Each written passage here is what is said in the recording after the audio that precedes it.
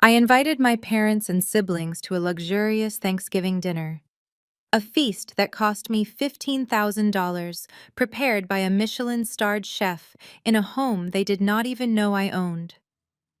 But that day, not a single one of them showed up. They abandoned me and gathered elsewhere. I sat there alone, eating in humiliation. Then my grandfather walked in and placed a manila envelope in my hand. I opened it, and the truth left me completely stunned. Before I continue my story, let me know where you are watching from in the comments. Please hit subscribe and like this video to find out how that single envelope changed my family dynamic forever. My name is Maya Davenport, and I am 32 years old. I stood in the grand dining room of my new custom-built mansion in Buckhead, Atlanta. The long mahogany table was set for 12. Crystal glasses caught the warm amber light from the modern chandelier overhead. The scent of roasted turkey truffle, mashed potatoes, and honey-glazed carrots filled the air. I had hired a private chef to curate the perfect menu. It was a lavish evening designed to finally prove to my family that I had made it. I wanted to show them that the daughter they always dismissed as just a public relations worker had built an empire of her own. But as the antique grandfather clock chimed 6 times, the perfectly arranged chairs remained completely empty. For my entire life, I was the outsider in my own home. My parents, Patricia and Marcus Jr., worshipped at the altar of social status. To them, success was measured by marrying well and joining the right country clubs. My older sister Chloe did exactly that. She married Julian Sterling, a wealthy hedge fund manager. Julian was arrogant, condescending, and white, which for some reason made my parents treat him like royalty. They saw him as their golden ticket into the elite upper crust of Atlanta society. Whenever Julian spoke, my parents listened as if he were delivering a sermon. Whenever I spoke about my crisis management firm, they would pat my hand and tell me to stop playing games and find a good husband. I checked my phone for the 10th time. The screen remained blank. The private chef stepped out of the kitchen, wiping his hands on his apron, and gently asked if we should start serving the appetizers. I forced a polite smile and asked him to give us 15 more minutes. My heart hammered against my ribs. Did they get the wrong address? Did they get caught in holiday traffic on Peachtree Road? Then my phone buzzed against the cold marble countertop. It was a text message from my mother. I picked up the phone, my hands suddenly clammy with anxiety. The message read, "Maya, we are eating Thanksgiving dinner at Julian and Chloe Penthouse. Your place is just too far out of the way. Besides, Julian just closed a massive investment project and we really needed to celebrate his success. You can just eat whatever you bought at the grocery store by yourself. Happy Thanksgiving." I read the message 3 times. The words blurred together as tears threatened to spill over my carefully applied makeup. They did not even have the decency to call me. They waited until the exact moment dinner was supposed to start to tell me they were never coming. The excuse about my house being too far was a blatant lie. Buckhead was a premier neighborhood barely 20 minutes from their own home. The truth was far more simple and much more cruel. They chose Julian fictional success over my reality. They chose Chloe manufactured perfect life over their own daughter who had spent weeks preparing a celebration for them. I walked into the kitchen and told the chef he could go home early. I paid him his full rate, tipped him generously, and watched him leave through the massive glass front doors. The silence in the house was deafening. I walked over to the head of the table and sat down. I looked at the incredible feast spread out before me. The roasted meats, the artisan breads, the expensive vintage wines breathing in crystal decanters. I reached for my wineglass and took a slow, trembling sip. The vintage Bordeaux tasted like bitter ashes in my mouth. I stared at the empty chair to my right. That was where my mother was supposed to sit. I had placed a custom-engraved name card right above her plate. I remembered how she used to drag me to Chloe beauty pageants when we were kids. My mother would spend hours curling Chloe hair and fixing her makeup while telling me to just go sit quietly in the back row so I would not ruin my sister big moment. That dynamic never changed. Even when I paid off my parents' mortgage 3 years ago, Anonymously through a trust, they credited their good fortune to God and Julian financial advice. They never once suspected the daughter they belittled was the one keeping a roof over their heads. I had spent my entire adult life trying to earn a seat at their table. I built a multi-million-dollar company from the ground up, fighting twice as hard as anyone else just to be taken seriously as a black woman in the corporate world. Yet in my own family, I was still just Maya the disappointment, the girl who did not marry a rich man. The girl whose hard work was completely invisible to the people who were supposed to love her most. I set my wine glass down with a heavy thud. The sound echoed through the empty dining room, mocking my foolish attempt to win their affection. I had decorated the entire house. I had hired a string quartet that I canceled just moments ago. I had done everything perfectly. But perfection was never the issue. The issue was me. To them, I would never belong.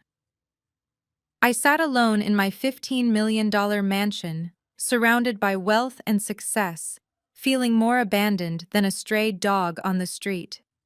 I reached for my phone again, my thumb hovering over the screen, unable to tear my eyes away from my mother-cruel message. I needed to see what was so important that they threw me away on Thanksgiving night. I unlocked my phone and tapped the Instagram icon. The first thing that popped up at the top of my feed was a glowing pink ring around Chloe's profile picture. She was broadcasting live to her 50,000 followers. I tapped the circle. The screen filled with the bright, sterile lighting of Julian and Chloe penthouse in Midtown Atlanta. It was a flashy space, all glass and chrome, decorated exactly how you would expect a man who bought his personality from a luxury catalog to live. Chloe's face dominated the frame. Her makeup was flawless, her hair styled into sleek waves. She held a glass of champagne, flashing her oversized diamond ring directly at the camera lens. "Happy Thanksgiving, everybody!" She cooed into the microphone, her voice dripping with artificial sweetness. "We are just so incredibly blessed this year. I wanted to share this beautiful family moment with all of you." She flipped the camera around to show the dining room. There sat my parents, Patricia and Marcus Jr., dressed to the nines, laughing as if they did not have a care in the world. And standing at the head of the table, wielding a carving knife like it was a scepter, was Julian. He wore a tailored vest, looking incredibly smug. "Are we live, babe?" Julian asked, flashing a bright, practiced smile at the camera. He plunged the carving fork into the perfectly browned turkey. "I just want to say how thankful I am for this amazing family and for a meal fit for actual professionals. Thank God we dodged a bullet tonight." Chloe giggled, a high and grating sound. "What do you mean, honey?" Julian scoffed, slicing into the meat. "Well, we almost had to drag ourselves all the way out to Maya Place. Can you imagine the disaster? She probably just stopped by the discount grocery store and microwaved some frozen dinners. You know how she is. She barely has time to manage those little internet scandals for her clients, let alone host a real holiday dinner. We needed a space with actual class tonight to celebrate my new venture fund." My breath caught in my throat. I stared at the screen, my fingers gripping the edges of my phone so tightly they ached. It was one thing to abandon me. It was another thing entirely to publicly humiliate me for their own entertainment. But the absolute worst part was not Julian. It was the sound of my own parents laughing in the background. The camera panned to my mother. Patricia took a delicate sip of her wine and nodded in agreement. "Oh, Julian, you are terrible," she said, though her face beamed with approval. "But you are absolutely right. Maya never was domestic. She is too busy playing boss at her little public relations firm to learn how to maintain a certain standard of living. She just does not understand the kind of pressure and high-level networking that a man like you deals with." My father chimed in, raising his crystal glass toward his son-in-law. "To Julian, thank you for giving our daughter the life she deserves and for keeping this family anchored in true success." I watched Julian soak up the praise, a white man sitting at the head of a black family table being worshipped like a deity simply because he threw around venture capital jargon. They revered him. Meanwhile, they completely erased the fact that I had built a crisis management empire from absolute scratch.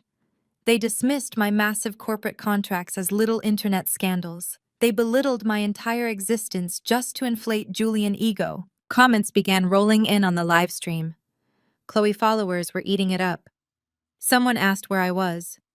Chloe brought the camera back to her own face and sighed heavily, putting on a mask of deep sisterly concern. A lot of you are asking about Maya, Chloe said, lowering her voice as if sharing a heavy burden. We really try with her, we do. But she is just going through a tough phase. It is hard for her to be around us when Julian is achieving so much and providing such a beautiful life for me.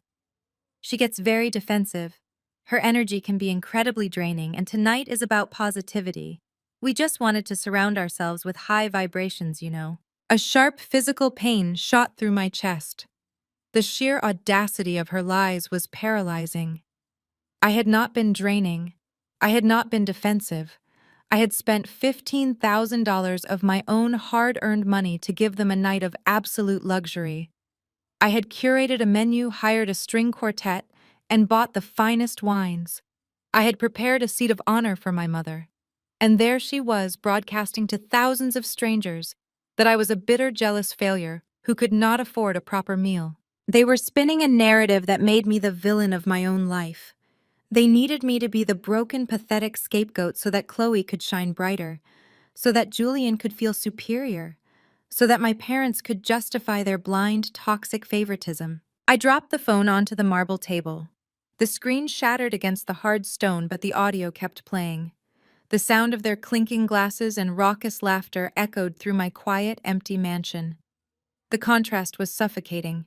I sat in a house worth $15 million, surrounded by undeniable proof of my success, yet I had never felt more worthless. A wave of cold, biting fury washed over me. The sadness evaporated, replaced by a burning anger that settled deep in my bones. I looked at the extravagant feast sitting untouched on my table. I looked at the shattered phones still broadcasting their joyous betrayal. I did not want to cry anymore. I wanted to burn their perfectly constructed fake world straight to the ground. I stood up from the table, my chair scraping loudly against the hardwood floor. I smoothed down the fabric of my tailored dress and took a deep, steadying breath. I was done waiting for a seat at their table. I was done begging for scraps of affection from people who used my pain as a punchline. Suddenly, the heavy double doors of the grand foyer swung open. The sharp, unmistakable sound of a wooden cane striking the marble floor echoed through the silent house. Step, thud, step, thud. I turned around sharply, my heart leaping into my throat. Standing in the archway of the dining room was the last person I ever expected to see tonight. What will happen when my grandfather reveals the secret he brought with him? Grandpa Marcus stood in the arched doorway of my dining room. He wore a perfectly tailored charcoal suit, his posture impeccably straight despite his 78 years. His silver-handled cane struck the marble floor with a rhythmic, authoritative thud as he stepped fully into the light. He did not look like an old man showing up for a family dinner. He looked like a king inspecting his territory. I wiped a stray tear from my cheek, suddenly feeling very small in my massive house. Grandpa? I breathed out, my voice barely above a whisper. What are you doing here? I thought you went with everyone else to the penthouse. He stopped at the edge of the dining table and let out a low, rumbling scoff. He glanced down at my shattered phone on the floor, where Chloe's voice was still faintly broadcasting her toxic live stream. Then he looked at the magnificent, untouched feast spread across the mahogany table.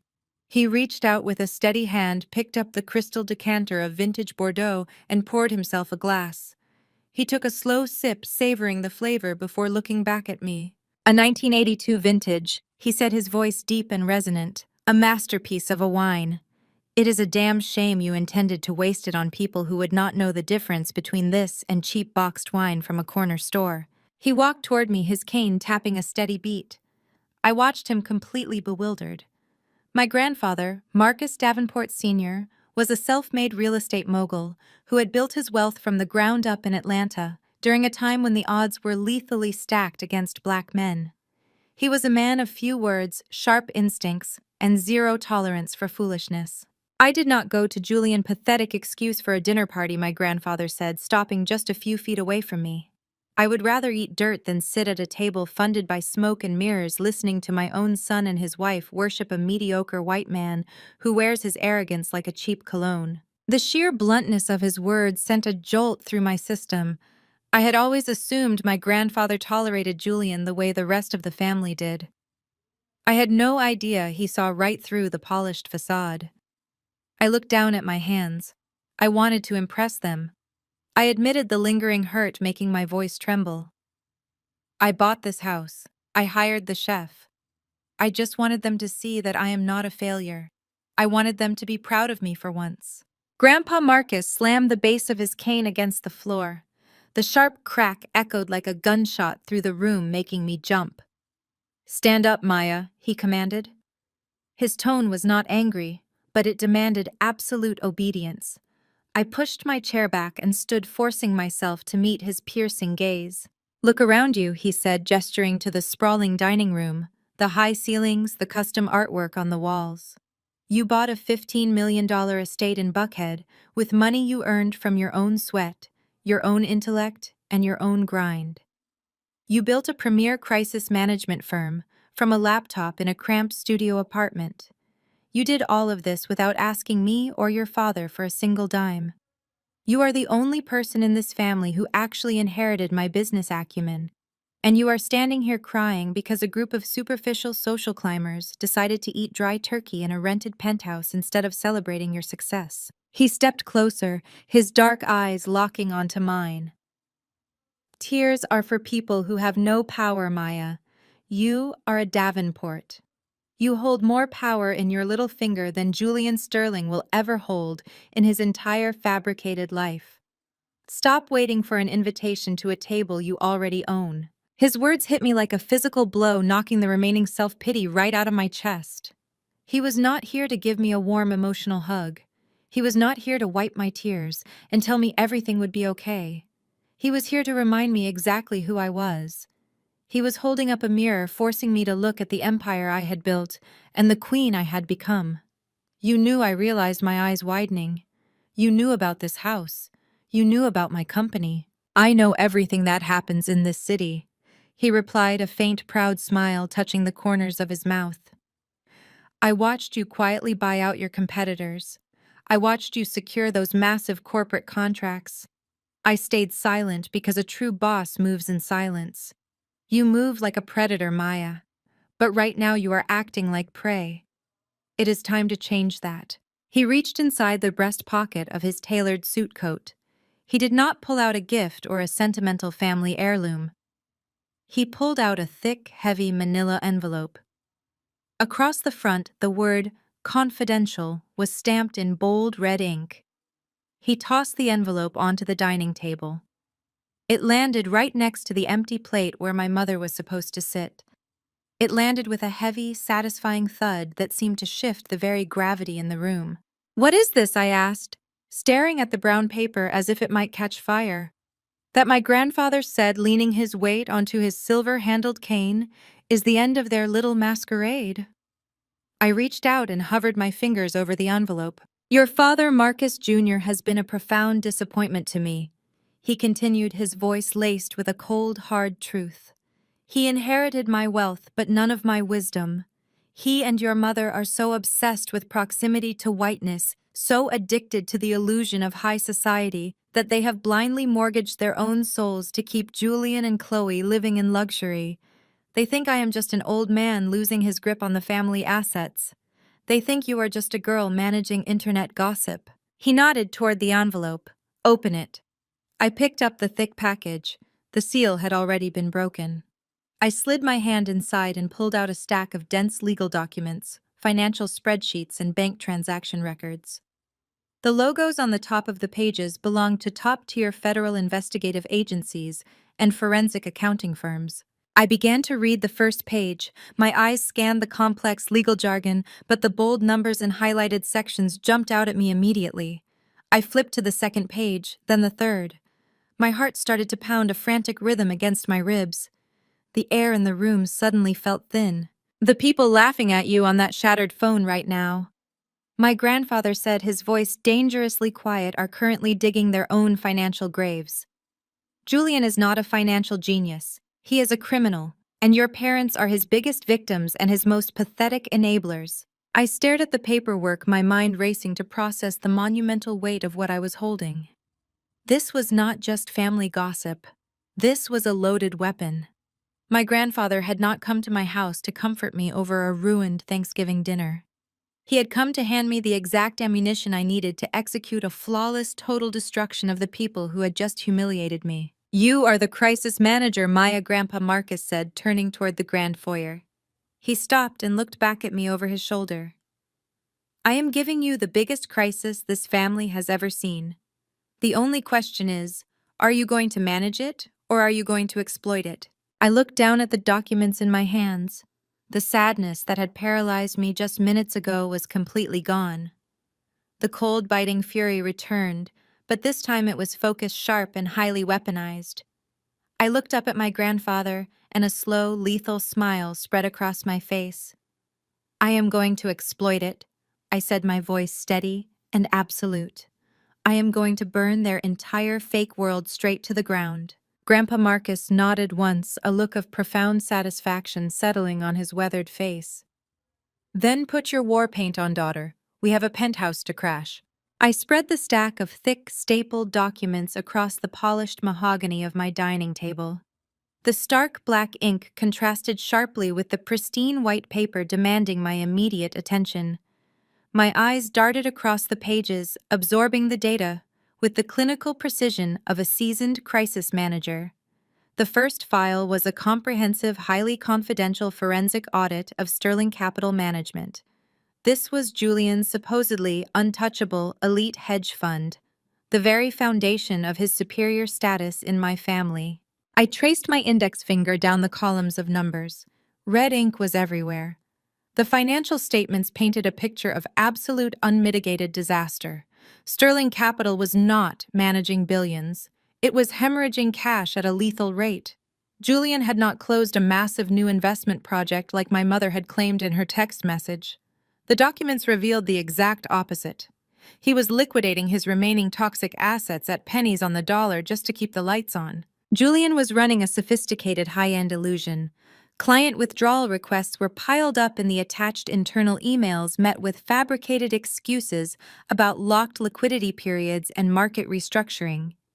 He was taking new money simply to pay off the old investors who were threatening immediate legal action. It was a classic, desperate Ponzi scheme in its final agonizing death throes. Julian Sterling was completely bankrupt. He was millions of dollars in the hole, facing imminent financial slaughter. I flipped to the next section of the dossier, which contained his personal financial records. The luxury penthouse in Midtown Atlanta where my family was currently gathered to worship him was a mirage. The lease was 3 months past due. There were multiple notices of default tucked between the pages threatening immediate eviction. The exotic cars, the designer watches, the massive diamond ring Chloe practically shoved into the camera lens during her live stream. All of it was financed to the absolute breaking point. Julian was drowning in high-interest debt, borrowing from predatory lenders just to maintain his flashy lifestyle. The realization hit me with a sickening clarity. My parents were sitting in a rented, unpaid penthouse toasting to a man who was nothing more than a well-dressed con artist. They had been so easily blinded by his confident swagger and his proximity to traditional white wealth. Julian had walked into our lives banking on his race and a tailored suit, knowing people would automatically assume he was competent. Meanwhile, I had to build a flawless resume, work 80-hour weeks, and fight for every single inch of respect in corporate boardrooms. My parents bought into the societal lie that his mere presence elevated our family. They recognized his white privilege as a currency they desperately wanted to spend. Julian had recognized my parents' deep-seated insecurity, their clawing need to be accepted by the upper echelons of Atlanta high society. He played them perfectly. He offered them the ultimate status symbol, a successful elite son-in-law, and they fell for it without demanding a single receipt. They sacrificed their own successful, hard-working daughter on the altar of his unearned privilege. And Chloe, my perfect golden child sister, her entire reality was a carefully curated lie. She built her social media brand on being the wealthy, pampered wife of a financial genius. She looked down on me for working, for building my own company, for getting my hands dirty in the trenches of public relations. She believed her position was secure because she married into it. But the paperwork in front of me proved she was married to a ghost. When this house of cards collapsed, Chloe would have absolutely nothing to her name. I continued reading, my mind shifting into full operational mode. In my line of work, I dismantle corporate disasters daily. I know exactly what a fatal crisis looks like before it hits the press. Julian was displaying all the classic symptoms of a cornered fraudster. The extravagant Thanksgiving dinner he was hosting tonight was not a family celebration. It was a desperate, calculated performance. He likely had potential marks at that table, wealthy guests he needed to impress to secure one last influx of cash before the federal regulators came knocking. A flagged email exchange at the back of the packet caught my attention. It was a frantic communication between Julian and his chief financial officer. Julian needed a massive injection of capital by Monday morning. If he did not deposit $2 million into the main fund to cover a specific set of aggressive client withdrawals, the Securities and Exchange Commission would officially freeze his assets. Monday was the hard deadline. Tonight was Thursday. He had less than 96 hours before his entire life ended in federal indictments and prison sentences. I stacked the papers back together, tapping the edges against the table to align them perfectly.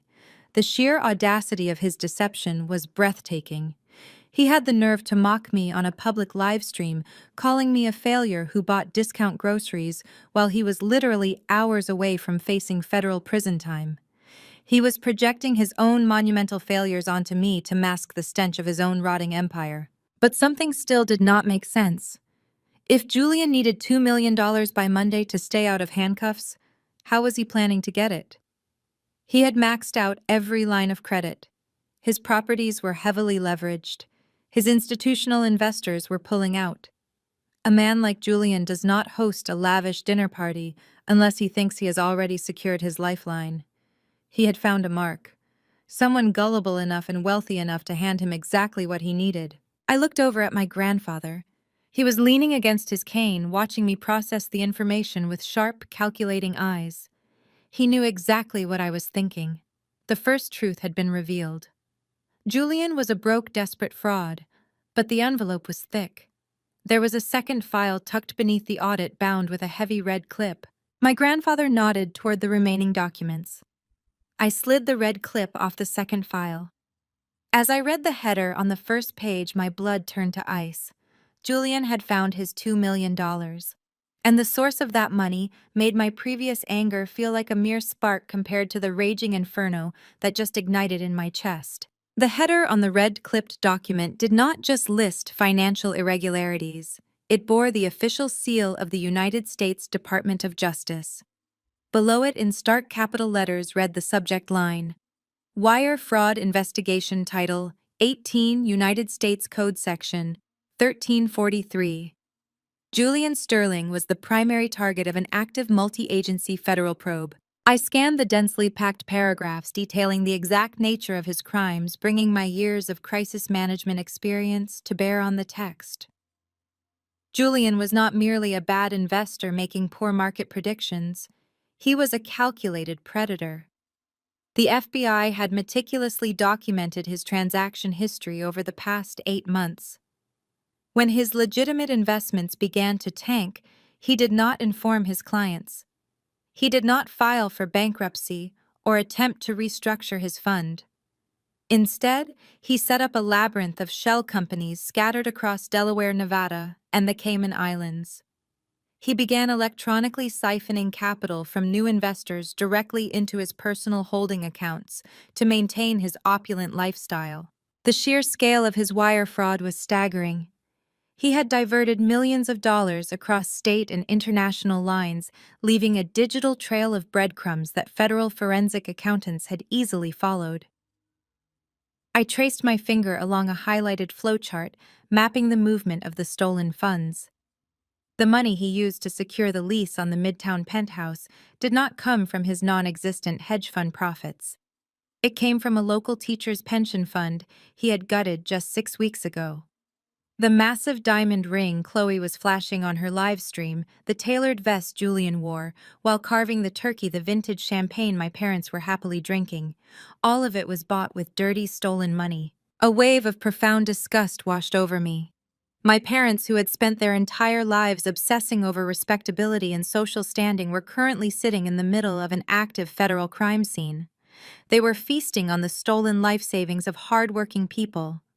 They had traded their dignity to sit at a table funded by wire fraud, completely oblivious to the fact that the man they worshipped was a common thief in a designer suit. Julian had successfully weaponized their blind reverence for white wealth. He knew my parents would never ask to see his ledgers. He knew they would accept his success at face value because he fit the demographic profile they had been conditioned to idolize since birth. I read further into the FBI summary, noting the specific dates of the wiretaps and digital surveillance. Federal agents had been monitoring Julian phone calls and email servers for months. They had compiled a mountain of irrefutable evidence. He was completely trapped. The document explicitly stated that an indictment was imminent. It was only a matter of time before armed federal agents kicked down the doors of that penthouse, seized all the assets, and dragged Julian out in handcuffs. As a public relations executive, my mind immediately began simulating the fallout. The crisis would not just destroy Julian. It would obliterate my family. If the FBI raided the penthouse tonight, my parents would be caught directly in the crossfire. My mother and father, who had so willingly attached their names and reputations to Julian, would be plastered across the evening news as the in-laws of a convicted federal fraudster. Chloe would be stripped of her fake luxury life, her social media accounts seized as evidence, and she would be publicly exposed as the clueless wife of a criminal. The absolute humiliation they would face was beyond comprehension. The very social standing they had sacrificed me to protect was about to be eradicated by the white savior they had chosen over their own daughter. I looked up at my grandfather. He was watching me intently, his hands resting firmly on the silver handle of his cane. He had brought this information to me because he knew exactly what I did for a living. I managed crises. I controlled narratives. He was waiting to see if I would use this information to save our family from the impending federal fallout, or if I would let them burn in the fire they had so eagerly stoked. "They are eating a meal paid for by stolen pensions," I said, my voice dangerously low. "Every single thing in that penthouse is the proceeds of wire fraud. The feds have a complete map of his transactions. He is not just broke grandpa. He is going to federal prison, and he is going to drag Patricia and Marcus Jr. down into the mud right alongside him." My grandfather gave a slow, grim nod. "Julian Sterling is a parasite," he said, his voice echoing in the quiet dining room. "He fed on the desperation of his investors, and then he fed on the vanity of your parents. He built a kingdom of lies, and now the walls are caving in. But a parasite does not die quietly, Maya. When it runs out of blood, it searches for a new host." His words sent a sharp spike of adrenaline through my veins. I looked back down at the documents, focusing on the most recent entries in the federal tracking log. The FBI noted a sudden, massive surge in Julian wire activity within the last 48 hours. A newly established shell company in Delaware had received a frantic influx of capital. Exactly $2 million had been wired into Julian personal control just yesterday afternoon. It was the exact amount he needed to satisfy the Securities and Exchange Commission and temporarily avoid an asset freeze by Monday morning. The FBI log traced the origin of this miraculous $2 million lifeline. Julian had not secured a new corporate investor. He had not found another pension fund to drain. The money had been wired from a private domestic trust account. A trust account tied directly to my family. My hands began to tremble, not from fear but from a rage so pure and concentrated it felt like it might burn straight through my skin. The initial shock of discovering Julian criminal enterprise was entirely eclipsed by the horrifying realization of who he had targeted to save himself. The red, clipped file contained more than just his federal indictment summary. It contained the exact bank routing numbers and authorization signatures that executed that $2 million transfer. I flipped to the final page of the wire fraud report, demanding to see the name attached to the origin account. The paper detailed the transaction down to the exact second the money left the family trust. I stared at the authorization signatures at the bottom of the wire transfer receipt. The letters swam before my eyes before snapping into sharp, devastating focus. I knew those signatures. I had seen them on birthday cards, on report cards, on every document of my childhood. The $2 million did not come from Julian. It did not come from Chloe. It came directly from the people sitting at that dining table, smiling at the camera and toasting to his success. The signatures on the wire transfer authorization form belonged to my parents, Patricia Davenport and Marcus Davenport Jr., signed, stamped, and dated just 24 hours ago. But it was the account number printed at the very top of the receipt that made the breath completely vanish from my lungs. I knew that sequence of numbers. I had memorized it when I was 18 years old. It was the routing number for the irrevocable trust fund my grandfather had established exclusively in my name. The account had been strictly designated for my future, a financial fortress meant to ensure I would never have to depend on anyone. The balance had been exactly $2 million. And now the remaining balance printed at the bottom of the federal document read 0. My parents had not just invested their own money into Julian's sinking ship, they had robbed their own daughter. They had bypassed the banking security protocols, likely exploiting their legacy status as the original custodians of the account before I came of age, and completely drained my trust fund. They had taken my entire safety net and wired it directly into the personal holding account of a federal criminal just to keep their golden son-in-law out of handcuffs for one more weekend. I stared at the black ink of my mother's signature. The sharp, elegant cursive loops seemed to mock me from the page.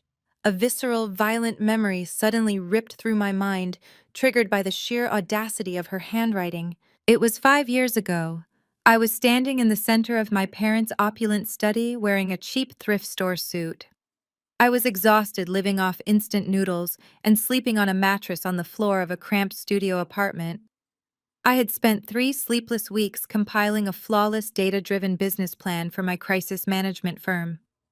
I had printed it on high-quality paper, bound it in leather, and presented it to my parents asking for a $50,000 startup loan. Just a fraction of what I needed to secure office space and hire my first employee. I remembered the smell of my father's expensive cigar smoke hanging in the air. He did not even bother to open the leather binder. He just pushed it back across the mahogany desk with the tip of his pen, as if touching it might infect him with failure. Public relations is not a real business, Maya. My father had scoffed, his tone dripping with absolute disdain. It is glorified internet gossip.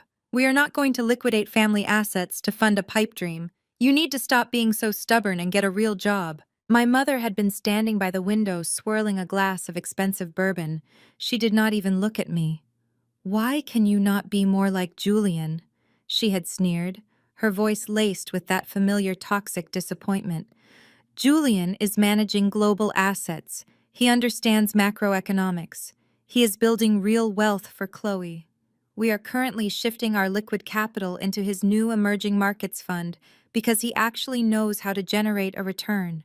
You should be giving Julian whatever little savings you have to manage instead of throwing it away on this foolishness. Learn your place, Maya. Learn your place." The words echoed in my mind, ringing with a new sickening clarity. They had looked me dead in the eyes, criticized my ambition, and claimed they had no assets to spare. They watched me walk out of their house completely defeated. They watched me grind through 80-hour work weeks, sacrificing my sleep, my health, and my youth to build my company from absolute scratch. They watched me bleed for my success, and all the while they were secretly plotting to funnel the $2 million my grandfather had gifted me straight into Julian's fraudulent empire. They did not just refuse to help me, they actively sabotaged my future to subsidize Chloe's fake luxury lifestyle. They stole my inheritance to buy Julian tailored vests, his flashy sports cars, and the very penthouse they were currently sitting in.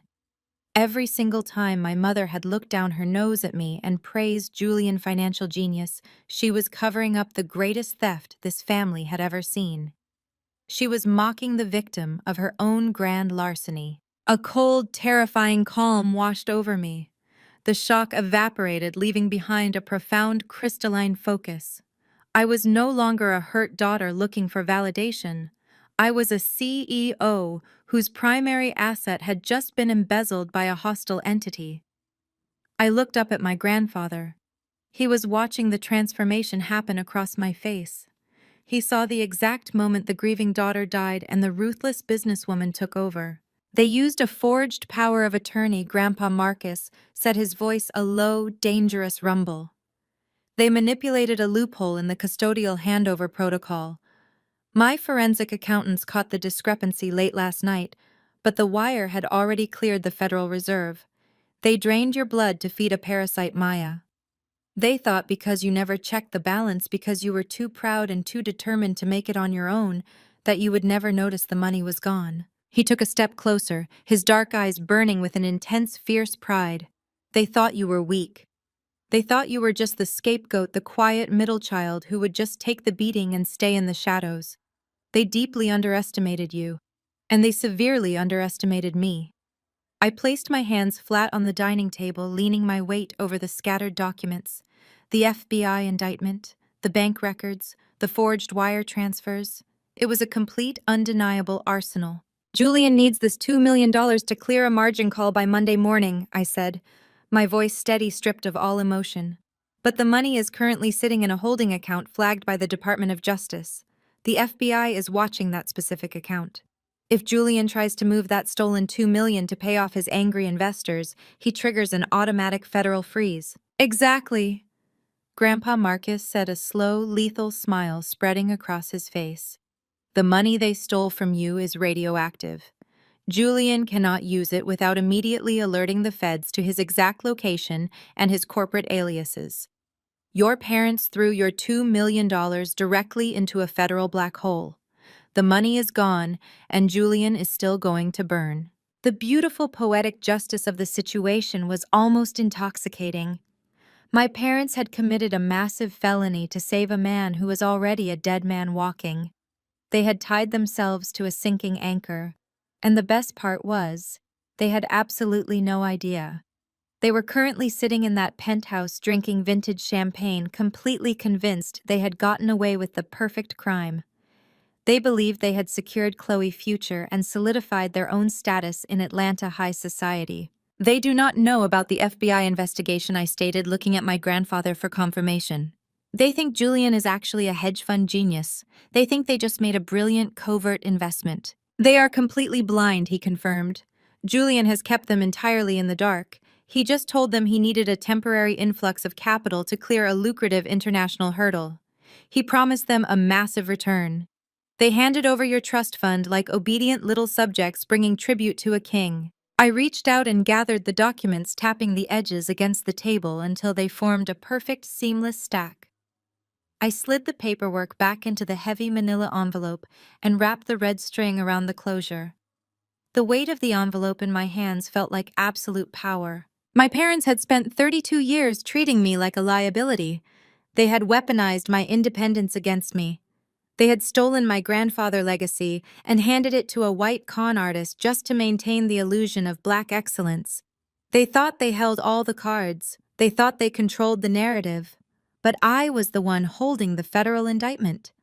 I was the one holding the wire fraud receipts. I was the one who owned the crisis. I looked at the grandfather clock in the corner of the dining room. It was 8:15 in the evening. The Thanksgiving dinner in that midtown penthouse would be in full swing. Julian would be holding court, basking in the adoration of my parents, playing the role of the generous, wealthy provider. I turned to my grandfather. His silver-handled cane gleamed in the ambient light of the chandelier. He was ready. He had been ready since the moment he walked through my front doors. "We are not just going to crash their dinner party," I said, my voice echoing with icy, calculated precision. "We are going to execute a hostile takeover. I want every single guest in that penthouse to see exactly who Julian Sterling really is.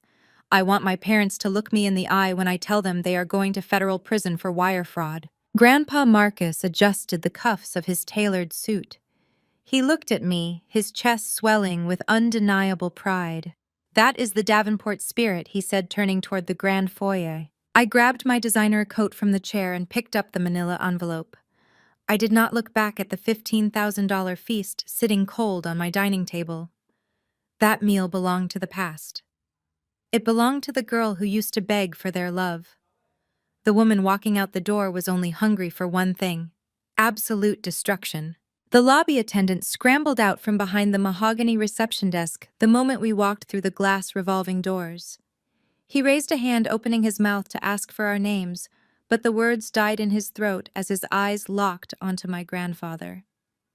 "You do not ask Marcus Davenport Sr. for an invitation in this city. You simply get out of his way." The attendant swallowed hard, stepped back, and quickly swiped a master keycard against the private elevator panel. The polished steel doors slid shut, sealing us inside the quiet, mirrored cab. As we ascended to the penthouse level, the digital floor indicator ticked upward, counting down the seconds until Julian fabricated world collided with brutal reality. I stood perfectly still, my breathing slow and measured. I looked at the manila envelope in my hands. It was the only weapon I needed. The elevator chimed softly. The heavy steel doors glided apart, opening directly into the grand foyer of Julian Least penthouse. The sensory assault was immediate. A live jazz trio was playing a smooth, upbeat tune in the corner of the expansive open-concept living room. The air was thick with the scent of expensive catered food, imported perfumes, and the sharp, unmistakable aroma of desperate networking. Floor-to-ceiling windows offered a panoramic view of the Atlanta skyline, serving as a glittering backdrop for Julian's latest performance. The room was packed with people who clearly did not belong at a genuine family Thanksgiving dinner. These were not relatives or close friends. They were targets. I recognized a prominent local real estate developer, two junior partners from a major corporate law firm, and an older woman who sat on the board of a regional hospital network. Julian had surrounded himself with high-net-worth individuals playing the gracious host while actively sizing up their wallets. He was hunting for the $2 million he needed to save himself from federal prison. He stood near the center of the room holding court. He had taken off his suit jacket, rolling up the sleeves of his crisp white shirt to project a false image of relaxed confidence. He held a glass of dark amber liquor in one hand, gesturing expansively with the other, as he spun a web of lies to a captivated group of investors. "And the emerging market sector is entirely about timing," Julian was saying, his voice booming with unearned authority. "You have to recognize the undervalued assets before the institutional money catches on. That is exactly how Sterling Capital delivered a 40% return last quarter. We do not follow the market. We dictate it." I felt a cold wave of disgust wash over me. He was standing there pitching double-digit returns to people while actively facing a federal wire fraud indictment. He was a sociopath in a tailored shirt. A few feet away, Chloe was playing her part to perfection. She drifted between groups of guests, balancing a plate of artisanal appetizers and a flute of champagne. She tossed her head back, laughing a little too loudly at a joke made by a wealthy socialite. Her massive diamond ring caught the light from the modern fixtures above, flashing brilliantly. She looked like the ultimate trophy wife, completely oblivious to the fact that her entire existence was funded by stolen pensions and my hijacked trust fund. My parents were positioned near the panoramic windows, clinging to the edges of Julian's spotlight. My mother, Patricia, wore an emerald green gown that screamed new money. She was nodding enthusiastically at everything Julian said, her face glowing with a toxic mixture of pride and validation. My father stood beside her, his chest puffed out, holding a crystal tumbler and trying desperately to look like a man who belonged in this echelon of society. They had sold my future to buy their tickets to this exact room. My grandfather and I stepped out of the elevator and onto the pristine white rug of the foyer. We did not announce ourselves. We did not need to. The heavy rhythmic thud of my grandfather's silver-handled cane striking the hardwood floor cut through the smooth jazz music like a metronome of impending doom. Thud, step, thud, step. The sound was sharp, heavy, and completely out of place in the sleek modern penthouse. One by one, the guests nearest to the foyer turned around to see the source of the noise. Their polite networking smiles instantly vanished. When you operate in the upper tiers of Atlanta business, you know who Marcus Davenport Sr. is. You recognize the face of a man who built neighborhoods, who shattered redlining barriers, and who commanded absolute respect in every bank in the state. The guests who recognized him immediately took a step back, parting like the Red Sea to give him a clear path. Then their eyes shifted to me. I walked right beside him, my midnight blue trench coat tied sharply at my waist, my posture radiating lethal intent. I did not look like the invisible, disappointing middle child. I looked like the person who owned the building. The ripple effect was instantaneous. The conversation in the immediate vicinity died abruptly. The sudden drop in volume caused the people further into the room to turn around. Within 10 seconds, the lively, bustling dinner party fell into a suffocating, absolute silence. The only sounds left in the sprawling penthouse were the upbeat bass line of the jazz trio, who had not yet realized they were playing at a funeral, and the relentless thud of my grandfather Kane. Julian was mid-sentence, promising another fabricated return on investment to the hospital board member when he noticed his audience looking past him. He turned around, his confident smile still plastered across his face. The moment his eyes locked onto me, the smile shattered. It did not just fade, it broke completely. The color drained from his face, leaving his skin a sickly pale white.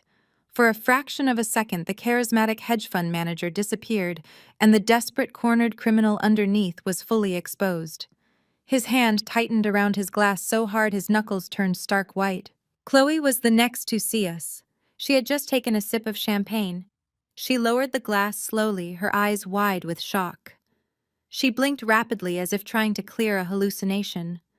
The sight of me standing there side by side with the patriarch of the Davenport family completely short-circuited her brain. Then my parents saw us. My mother's emerald green gown seemed to lose its luster. She took a literal step backward, bumping into the glass window behind her. Her mouth fell slightly open. My father lowered his crystal tumbler, his chest deflating as the reality of our presence hit him. We stood in the dead center of the living room, surrounded by dozens of frozen guests. The jazz bassist finally stopped playing, creating a silence so thick it felt physically heavy. Every single eye in the penthouse was fixed on us, waiting for the explosion. I did not break eye contact with Julian. I let him stew in the agonizing silence. I let him feel the terror of knowing the people he had cast out had just walked through his front door with a loaded weapon. I held the thick manila envelope loosely at my side, letting the red confidential stamp face outward for him to see. The execution block was prepared, the audience was captive. The trial was about to begin. Chloe's heels broke the heavy silence of the room. Clack, clack, clack. She handed her half-empty champagne flute to a passing, thoroughly bewildered waiter and marched across the pristine white rug. Her face went through a rapid, frantic series of micro-expressions before settling firmly on a mask of condescending pity. This was her ultimate survival mechanism. Whenever threatened, Chloe relied on performative public humiliation to disarm her opponents and elevate herself. "Maya, what on earth are you doing here?" Chloe asked. Her voice was pitched perfectly loud enough for the hospital board member and the real estate developers standing nearby to hear every single syllable. She sounded exactly like a wealthy, inconvenienced patron scolding a trespassing beggar. Julian specifically told building security that tonight was an exclusive invite-only event for our corporate investors. You cannot just crash a private networking dinner because you feel left out of the family holidays. I did not blink, I did not shift my weight, I just watched her perform her desperate little play. Chloe turned her attention to my grandfather, her harsh tone instantly dissolving into a sickeningly sweet coo. She reached out to touch his arm, playing the role of the devoted high society granddaughter. "Grandpa Marcus, we are so thrilled you decided to come after all. But why did you let Maya drag you up here like this? We have a reserved seat for you right next to Julian at the head table. Let Marcus Jr. take your coat and we can have security escort Maya back down to the lobby. She is clearly having one of her emotional episodes again." Grandpa Marcus did not move a single muscle. He simply looked down at Chloe's manicured hand resting on his tailored wool sleeve. He looked at her fingers with the exact same level of disgust one might reserve for a disease-carrying insect. Chloe quickly pulled her hand back, her fake camera-ready smile faltering for a fraction of a second as the rejection burned her. When my grandfather absolutely refused to engage with her performance, Chloe pivoted all of her venom back to me. She crossed her arms over her chest, ensuring the massive diamond on her left hand caught the ambient light of the chandelier. She was trying to build a fortress of wealth between us, using carrots and designer labels to shield her deep-seated insecurities. Seriously, Maya, this is beyond pathetic, Chloe hissed, stepping closer so her voice would not carry as far, though the sheer malice in her tone was palpable to anyone in the room. You threw a temper tantrum because we did not want to eat dry turkey in whatever cramped little house you are renting these days, so you decided to embarrass us in front of Julian colleagues. Do you have any idea how much money is in this room right now? These people are managing global portfolios. They are the elite of Atlanta. They do not have time to deal with a bitter, jealous public relations girl who spends her days cleaning up internet gossip for cheap influencers. I looked at her. I took a slow, deliberate inventory of my sister. I looked at the way her designer gown fit perfectly bought and paid for by stolen pension funds. I looked at the least modern art hanging on the walls. Then I looked past her shoulder at Julian. He had not moved an inch from where he stood. The nervous sweat was starting to bead visibly on his forehead. He was terrified, paralyzed by the sight of the manila envelope in my hand. "Are you quite finished, Chloe?" I asked. My voice was completely devoid of emotion. It was the same voice I used when negotiating hostile corporate buyouts, cold, clinical, and absolutely lethal. Chloe let out a sharp, breathless laugh, glancing back at her guests to ensure they were witnessing her handle the situation with superior grace. "I am just getting started. You have always been obsessed with competing with me, but this is a new low. Julian is building a financial empire. He is providing a standard of living you could not even dream of. You are standing in a $10 million penthouse, Maya. Look around. You do not belong here. You have never belonged in our world. Now take your little paper envelope, turn around, and go back to your discount grocery stores and your lonely little life before I have Julian call the police for trespassing." She felt so incredibly powerful. She believed her proximity to Julian white privilege made her bulletproof. She thought she was the apex predator in the room simply because she held a glass of champagne in a high rise. She had absolutely no idea that she was standing on a trapdoor, and my hand was resting firmly on the lever. "You talk a lot about Julian wealth," I said, taking one slow, deliberate step forward. The physical gap between us closed. I towered over her, my posture rigidly straight, my trench coat wrapping me in midnight blue armor. "You talk about his empire. You flash that ring like it is a shield that can protect you from reality. But you do not actually know anything about the numbers, do you, Chloe? You never ask to see the ledgers. You just spend the money, post the pictures, and ask no questions." Chloe frowned, a flicker of genuine confusion crossing her carefully contoured face. "What are you talking about? Julian is a financial genius. Everyone in this room knows it. He manages billions." "Julian is a panicked, cornered animal," I corrected, keeping my voice low, ensuring only she and the immediate circle could hear the absolute certainty in my tone. "And this entire party is a slaughterhouse. You are standing here insulting my career, mocking my lifestyle, and threatening to call the police on me. I highly suggest you do call them, Chloe. In fact, why do you not bypass the local police and call the federal authorities directly?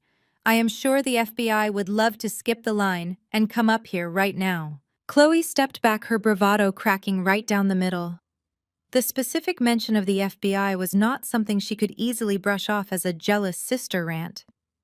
She whipped her head around to look at Julian. She expected him to march over, put a protective arm around her waist, and throw me out of the building. She expected him to defend their kingdom. But Julian was staring at me with wide, horrified eyes.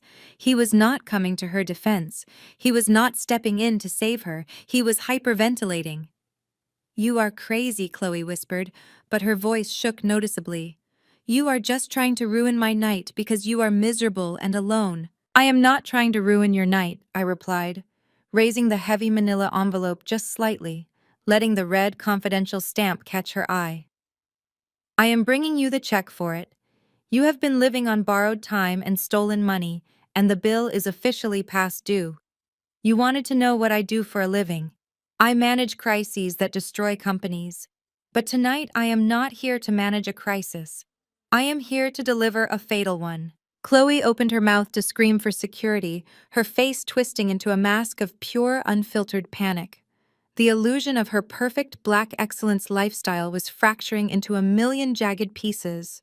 The wealthy guests were murmuring to each other, exchanging nervous, calculating glances as they watched the mighty Sterling Empire begin to show highly visible, catastrophic cracks. The elite smell blood in the water faster than anyone else, and the water in this penthouse had just turned crimson. But before Chloe could utter another word or call for the guards, the sound of hurried, panicked footsteps echoed across the marble floor. The cavalry was rushing in to protect their golden child from the monster they had created. Maya, what in God's name is wrong with you? My mother's voice sliced through the tension like a shattered glass. Patricia Davenport pushed her way past a group of startled real estate developers, her emerald green gown rustling violently. My father, Marcus Jr., was right on her heels. His jaw was clenched so tight, the veins in his neck were pulsing. They did not look at my grandfather first. They did not even acknowledge the patriarch of our family standing right beside me. Their eyes were locked entirely on me, blazing with a toxic, familiar rage.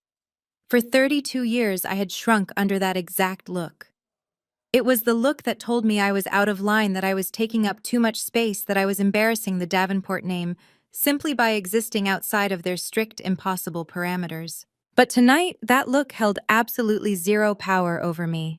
Patricia grabbed my upper arm, her manicured nails digging sharply into the wool sleeve of my trench coat.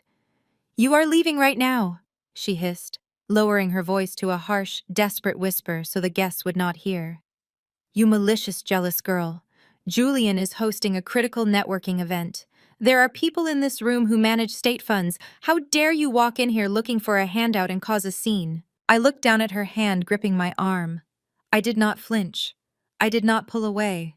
I simply stared at her fingers until the sheer freezing weight of my gaze forced her to let go. She pulled her hand back as if the fabric of my coat had suddenly caught fire. "I am not looking for a handout, Patricia," I said, my voice carrying clearly over the soft jazz music that was still trying and failing to keep the atmosphere light. "I do not need handouts. I am the one who has been secretly paying off your mortgage for the last 3 years." My father stepped forward, his face flushing a deep, angry crimson. He positioned himself between me and the crowd of investors attempting to physically block their view of the confrontation. "Stop lying," he ordered, pointing a trembling finger at my face. "You have always been a compulsive liar, Maya. You could not stand the fact that Julian is a real success. You could not stand that Chloe married a man of actual substance while you peddle internet rumors for a living. Julian is securing this family's financial legacy. You are just a bitter child trying to tear down what you could never build." "Securing your financial legacy," I repeated. A sharp, genuinely amused laugh escaped my lips. "Is that what he told you yesterday afternoon when he begged you to empty my trust fund?" The entire room seemed to stop breathing. The silence became an absolute vacuum. My mother's eyes widened to the size of saucers. All the color instantly vanished from her carefully powdered face. My father's hand, the one he had been pointing at me, dropped to his side like a lead weight. They froze, completely paralyzed by the realization that their darkest, most desperate secret had just been dragged into the blinding light. I know everything, I said, my tone shifting from amused to utterly ruthless. "I know about the irrevocable trust fund Grandpa Marcus set up for me. I know it sat untouched, gathering interest, holding exactly $2 million.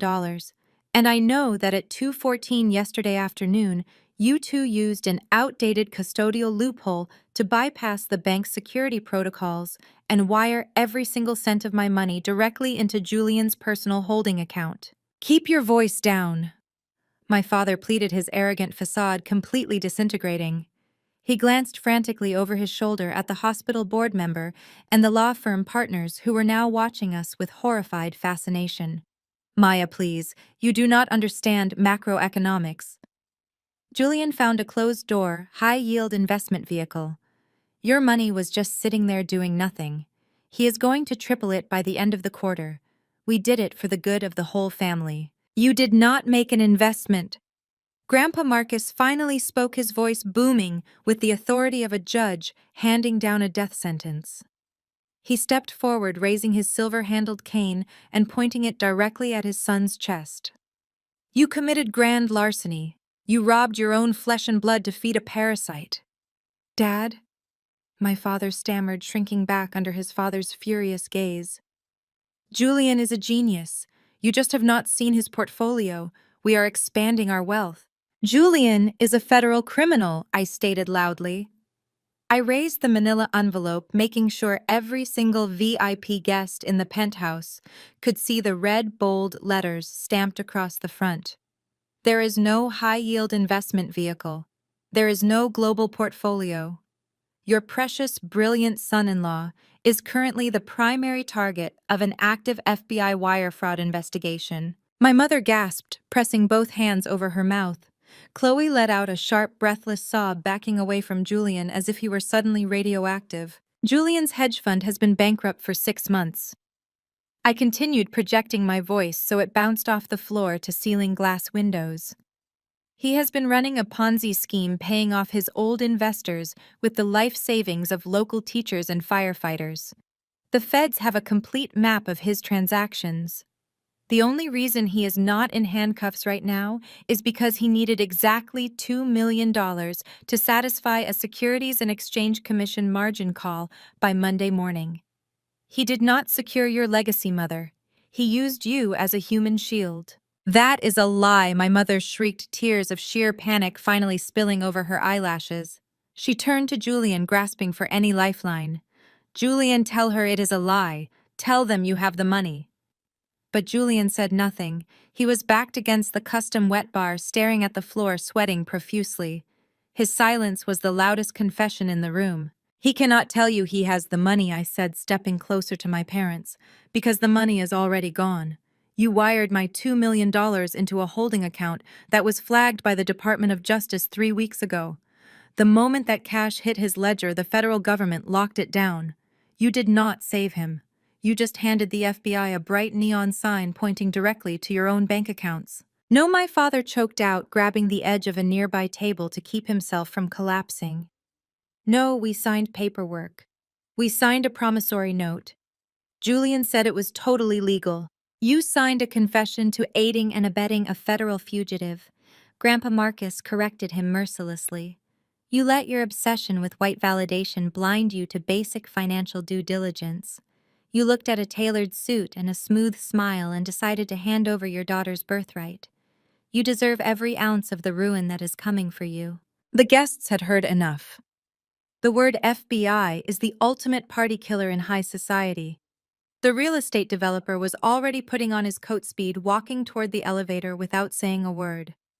The law firm partners were frantically texting on their phones, likely contacting their own crisis management teams to distance themselves from Sterling Capital.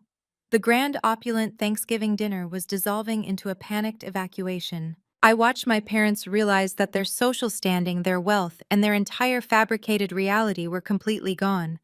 They were not just broke. They were facing criminal complicity.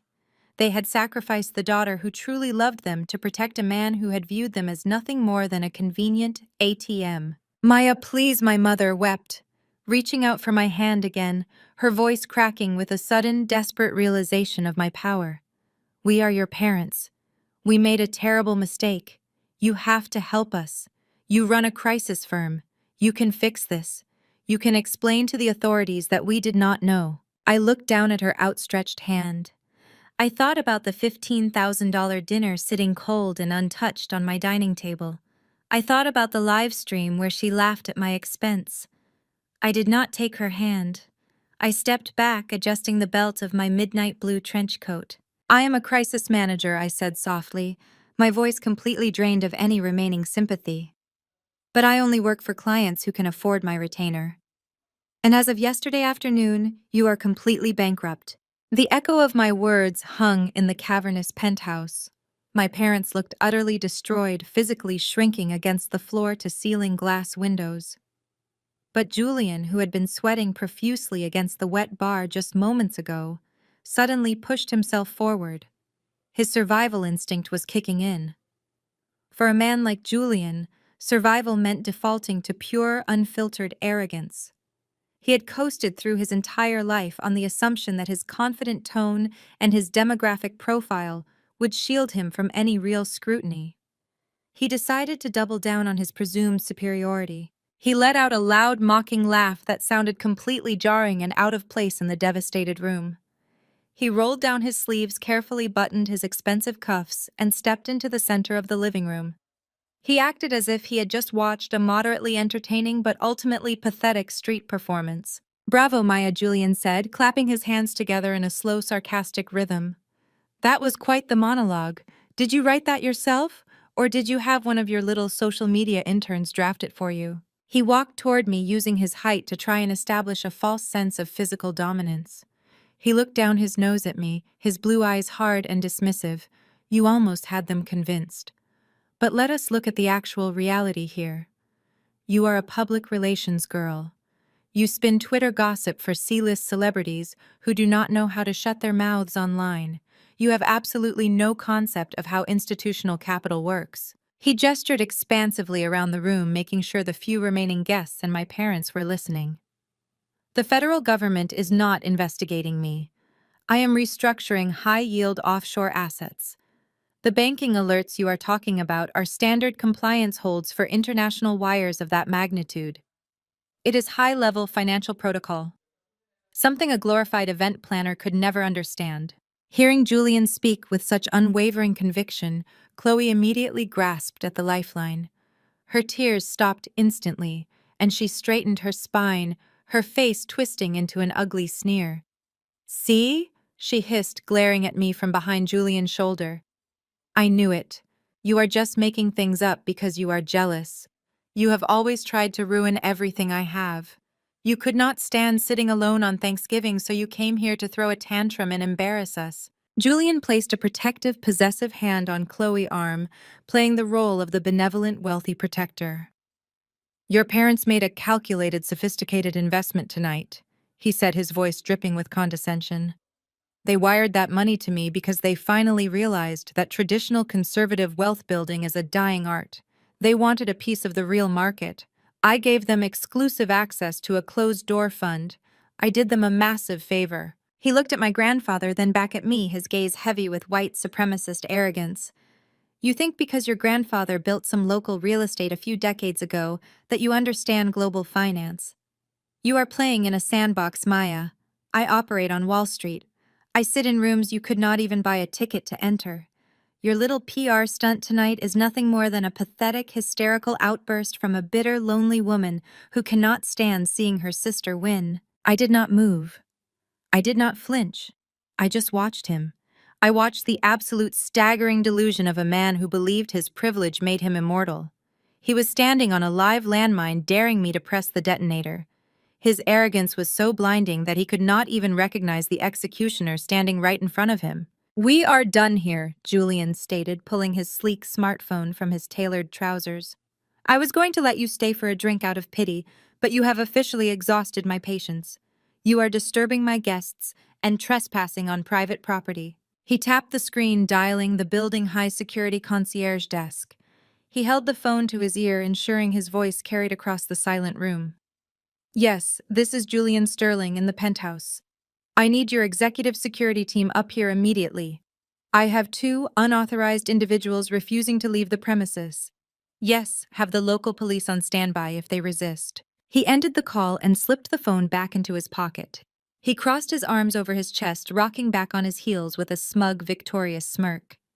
"You have exactly 2 minutes before armed guards drag you and your grandfather out of my home.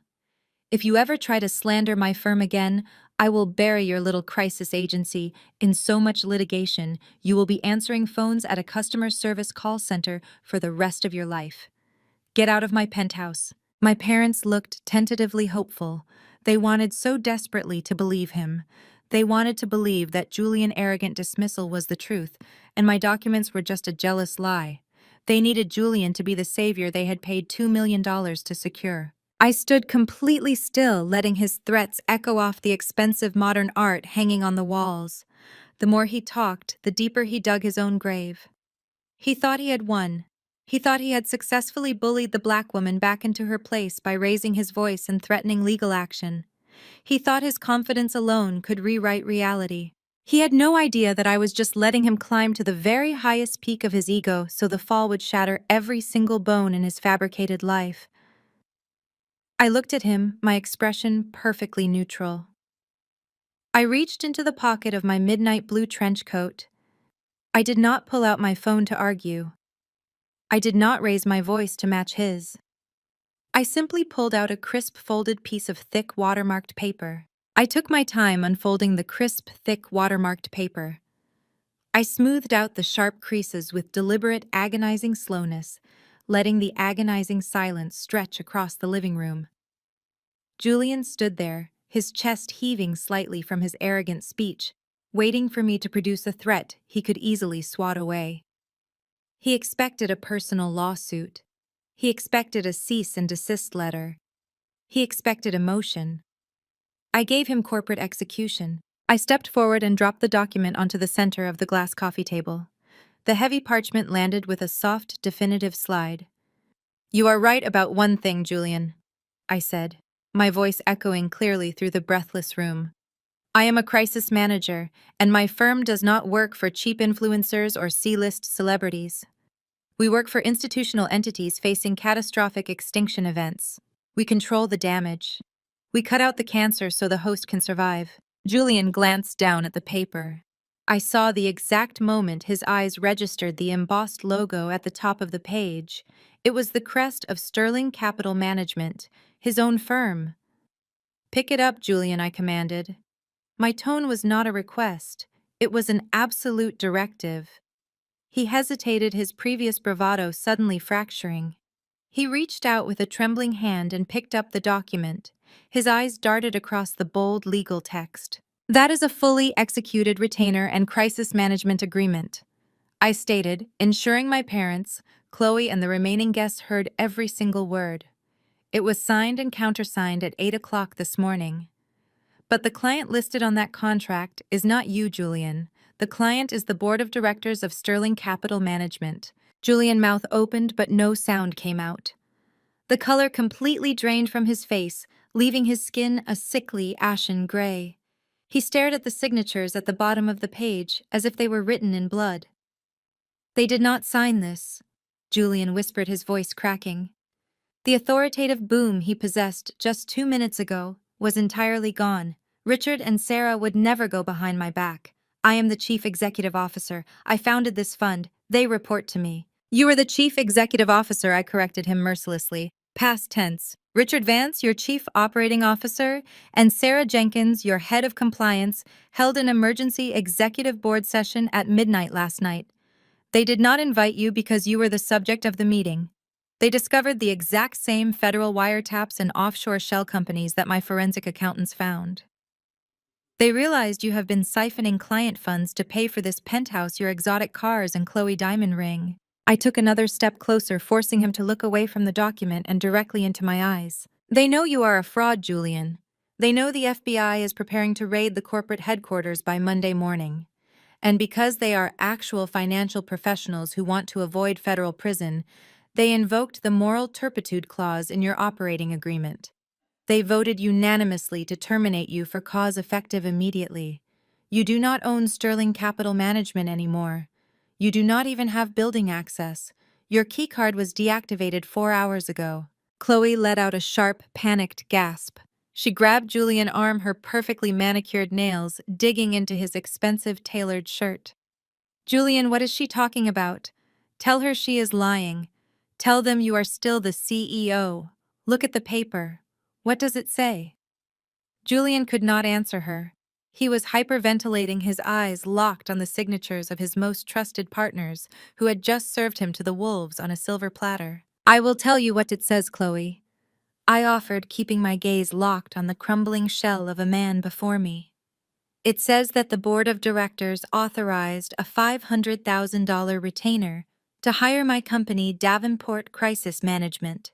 They hired me to clean up the monumental radioactive mess your husband created."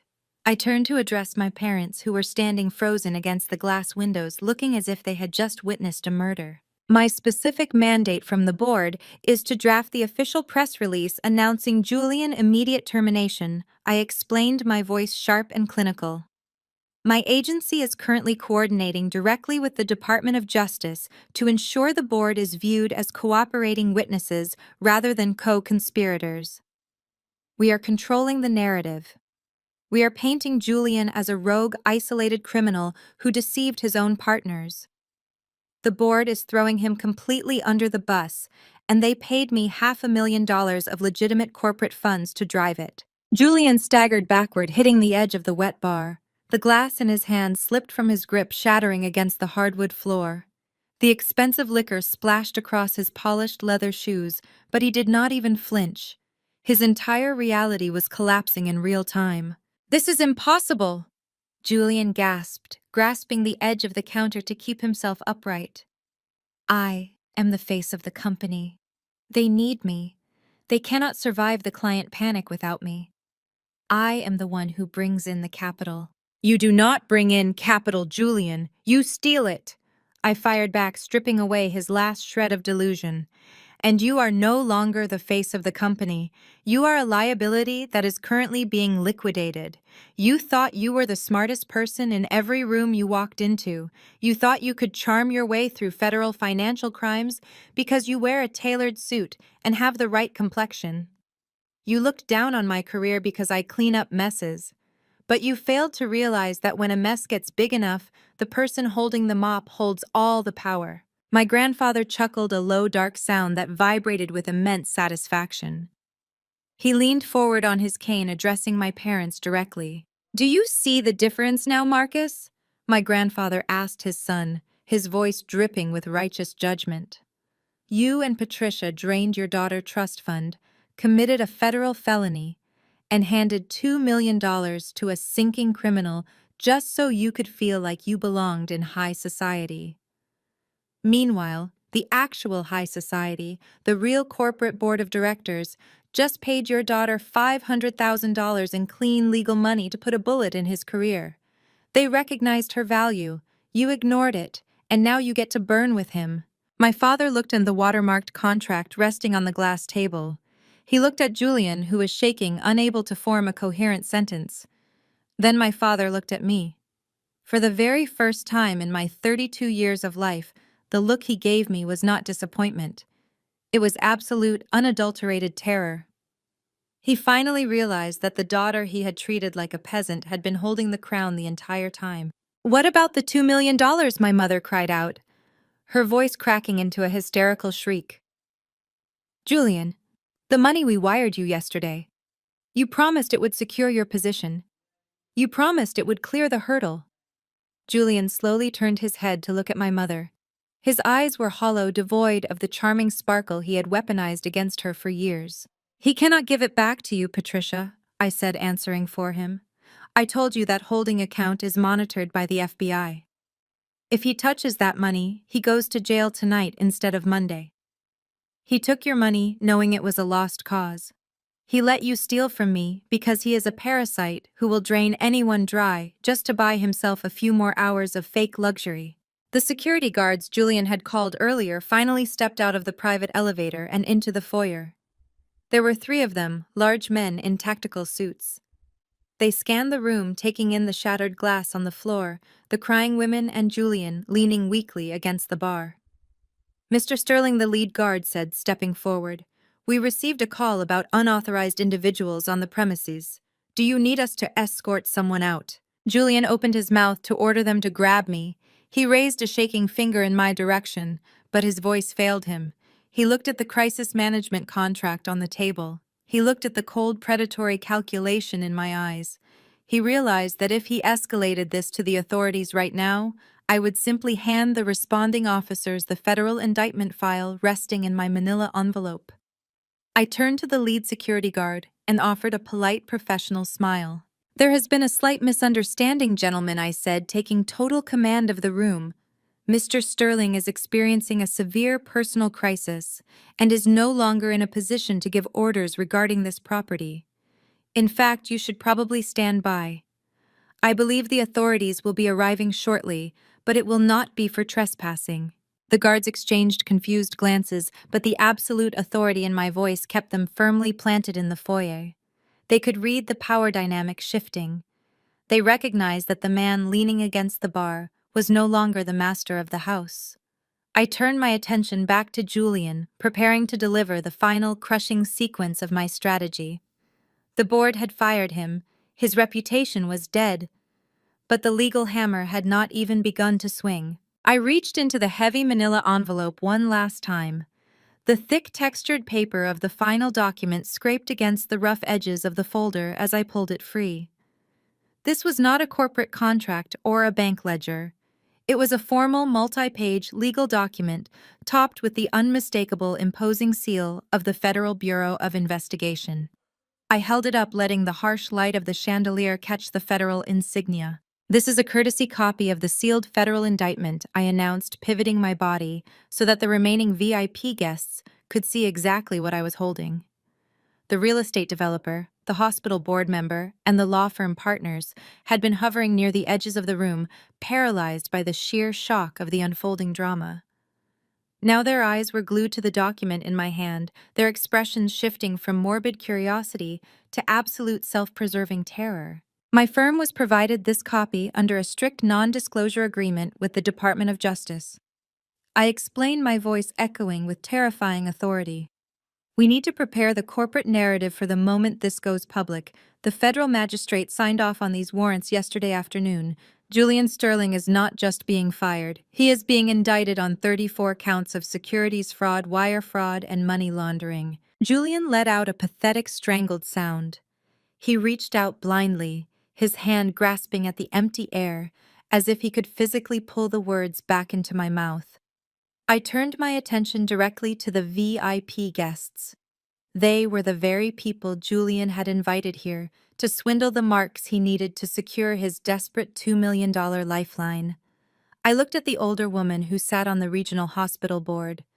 Her designer dress suddenly looked incredibly heavy on her frame. "I believe your name is Eleanor," I said, addressing her with cold, professional courtesy. "You manage the pension allocations for thousands of nurses and medical staff across the state. Julian invited you here tonight to pitch you on his emerging markets fund. I highly suggest you call your compliance officers right now and ensure Sterling Capital does not have access to a single cent of your hospital treasury. Because the money he took from the Municipal Teachers Union last month is gone. He transferred it to a shell company in the Cayman Islands to pay off his luxury car leases and the overdue rent on this exact penthouse." Eleanor's face drained of all color. She looked at Julian, her expression transforming from polite interest into pure, unadulterated disgust. She set her champagne flute down on a nearby side table with a sharp, resonant clink. "You son of a bitch!" Eleanor whispered, her voice shaking with rage. "You sat in my office last Tuesday and looked me dead in the eye while you pitched me that garbage. You were trying to steal the retirement funds of my nurses." Julian shook his head frantically. The arrogant, untouchable white savior my parents had worshipped was completely gone. In his place stood a sweaty, cornered fraudster stripping away his own dignity in a desperate bid for survival. "Eleanor, no!" Julian stammered, stepping forward with his hands raised in a placating gesture. "Please, you have to listen to me. This is a massive misunderstanding. The funds are secure. I am just restructuring the liquidity pools to maximize your returns. You know the market is volatile right now. I just need a bridge loan to cover the gap. If you just authorize the initial transfer, I can guarantee a 30% return by December." "Do not take another step toward me," Eleanor commanded, her voice cracking like a whip. She grabbed her designer clutch from a nearby chair. "I am going to call the federal authorities myself the second I get into my car." She did not wait for a response. She turned on her heel and marched straight toward the foyer, pushing past the confused security guards without a second glance. Her departure was the catalyst that broke the dam. The real estate developer, a tall man who had been sipping scotch and laughing at Julian jokes just 20 minutes ago, immediately followed suit. "Wait, David," Julian pleaded, his voice cracking as he lunged toward the developer. David, the waterfront commercial project is still viable. I have the zoning permits. We can still make the deal happen. I just need you to front the capital for the environmental survey. You cannot back out now. David stopped and looked Julian up and down, sneering as if he had just stepped in something vile. There is no waterfront project, Julian. You are a walking federal crime scene. If I stay in this room for one more minute, my entire firm gets subpoenaed by association. Do not ever contact my office again. David bypassed Julian, completely striding toward the elevator bank. The junior law firm partners were already scrambling behind him, whispering frantically into their cell phones as they desperately tried to distance their firm from Sterling Capital. The networking event had officially transformed into a mass evacuation. Nobody wants to be the last person standing on a sinking ship, especially when the captain is already wearing digital handcuffs. Julian chased after them, his polished leather shoes slipping on the spilled liquor he had dropped earlier. He grabbed the sleeve of one of the lawyers, his face contorted in absolute panic. "You guys represent me," Julian begged, his voice high and thin. "Your firm handles my corporate structuring. You have attorney-client privilege. You have to help me fight this. They are freezing my accounts. I need an emergency injunction." The lawyer yanked his arm out of Julian's grip with violent force. "We represent Sterling Capital Management," the lawyer corrected him coldly. "And according to the document that woman just put on the table, you do not represent Sterling Capital anymore. We work for the board, Julian, and the board just fed you to the FBI. Good luck finding a public defender who understands offshore tax evasion." The elevator doors slid open with a soft chime. The remaining VIP guests piled inside, not looking back. The steel doors closed, severing Julian's last remaining ties to high society wealth and freedom. The silence that fell over the penthouse this time was absolute and crushing. The jazz trio in the corner had quietly packed up their instruments and slipped out the service elevator minutes ago. The catering staff had vanished. The room, which had been bustling with the elite of Atlanta, was now completely hollowed out. Julian stood alone in the center of the living room, staring at the closed elevator doors. His shoulders were slumped, his chest heaving as he gasped for air. He ran a trembling hand through his perfectly styled hair, ruining the expensive cut. The illusion was dead. The prestige was gone. The white privilege that had insulated him for so long had violently expired. Chloe stood frozen near the panoramic window, her hands covering her mouth. She had watched her entire social empire disintegrate in less than 5 minutes. The wealthy friends she had bragged about, the elite network she had used to humiliate me, they had all run for their lives the moment the facade cracked. They did not care about her. They only cared about the proximity to power, and that power had just been legally annihilated. "Julian," Chloe whimpered, taking a hesitant step toward her husband. "Julian, what are we going to do? Tell me we still have the offshore accounts. Tell me we can just leave the country." Julian turned slowly to look at his wife. The look of utter contempt on his face was chilling. He did not see a partner. He saw a liability. "Shut up, Chloe!" Julian snapped, his voice venomous and raw. "Just shut your mouth. There are no offshore accounts. The Fed seized the routing numbers this morning. I have absolutely nothing left." He spun around to face my parents, his eyes wide and manic. He pointed an accusatory finger at my mother, who was leaning heavily against my father, openly weeping. "This is your fault," Julian screamed, advancing on my parents. "If you had just wired the money to my personal Cayman account instead of the domestic holding trust, the feds would not have flagged the transfer. You stupid, incompetent fools. You moved the money too slowly. You ruined everything." My father stepped in front of my mother, his fists clenched though his entire body was shaking with fear. "Do not speak to my wife that way," Marcus Jr. demanded, his voice lacking any real authority. "We gave you everything we had. We gave you our daughter trust fund. We committed a crime for you. And you failed!" Julian roared back, his face inches from my father. "You wanted to be part of the elite. You wanted to buy your way into my world. You handed over the cash because you are pathetic social climbers who would sell your own souls to look rich. You are just as guilty as I am, Marcus. When the FBI kicks that door down, they are taking you right along with me." The absolute betrayal in Julian's words struck my parents like a physical blow.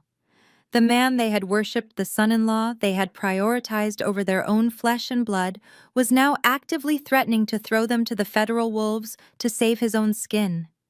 He felt zero loyalty to them. He never had. I watched the scene unfold with cold, detached satisfaction. This was the poetic justice of terrible investments. When you build your life on a foundation of lies and prejudice, the collapse is never quiet.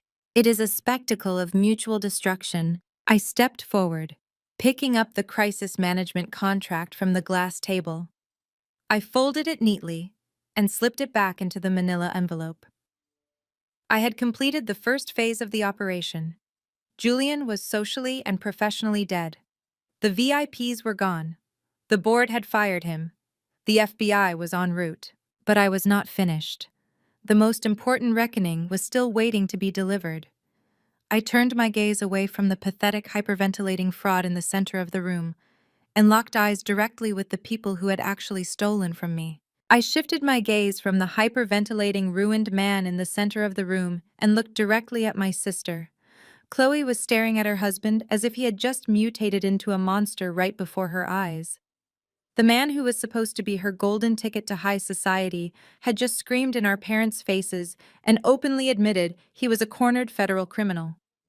But Chloe did not rush to his side to comfort him. She did not ask him if he was okay.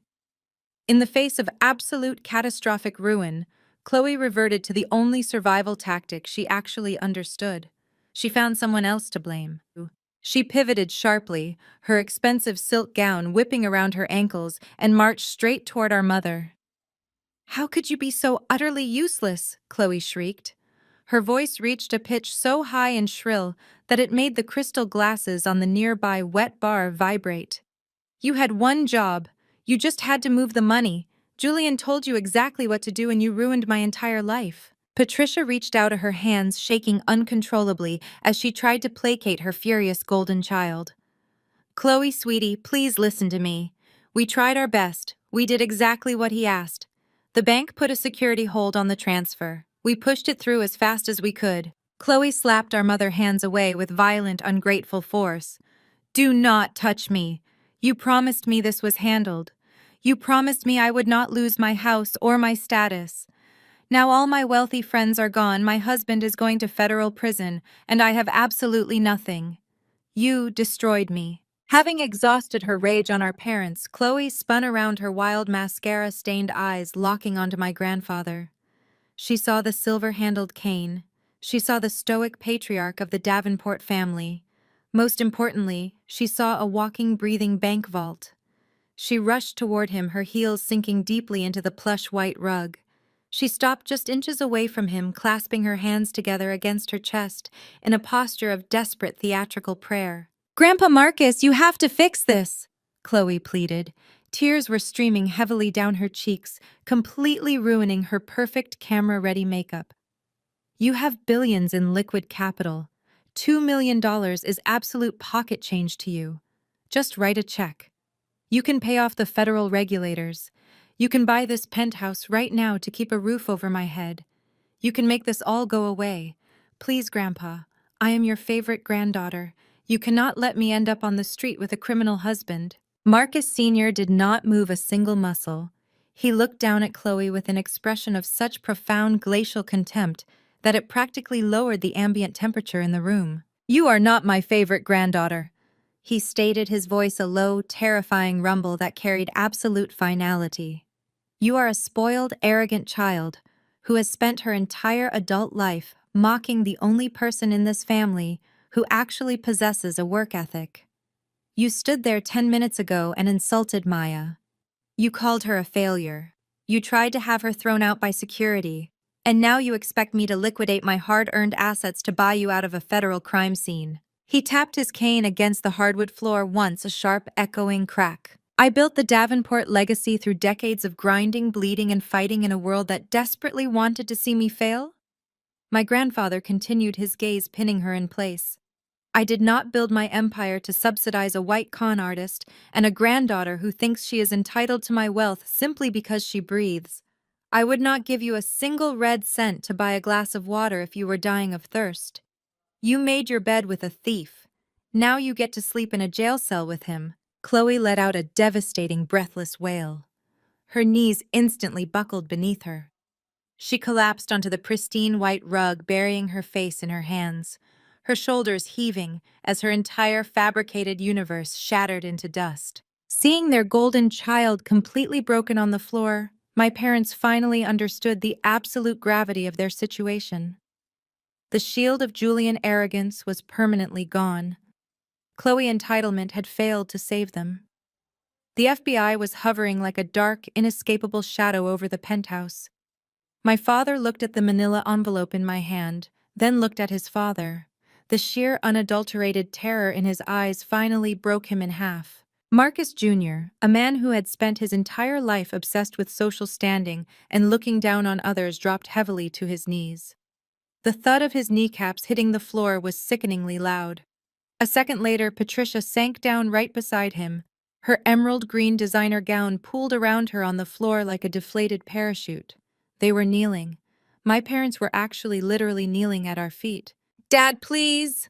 My father begged, his voice cracking into a pathetic, high-pitched whine. He raised his trembling hands toward his father, tears streaming openly down his face. "We made a mistake. A horrible, catastrophic mistake. But you have to save us.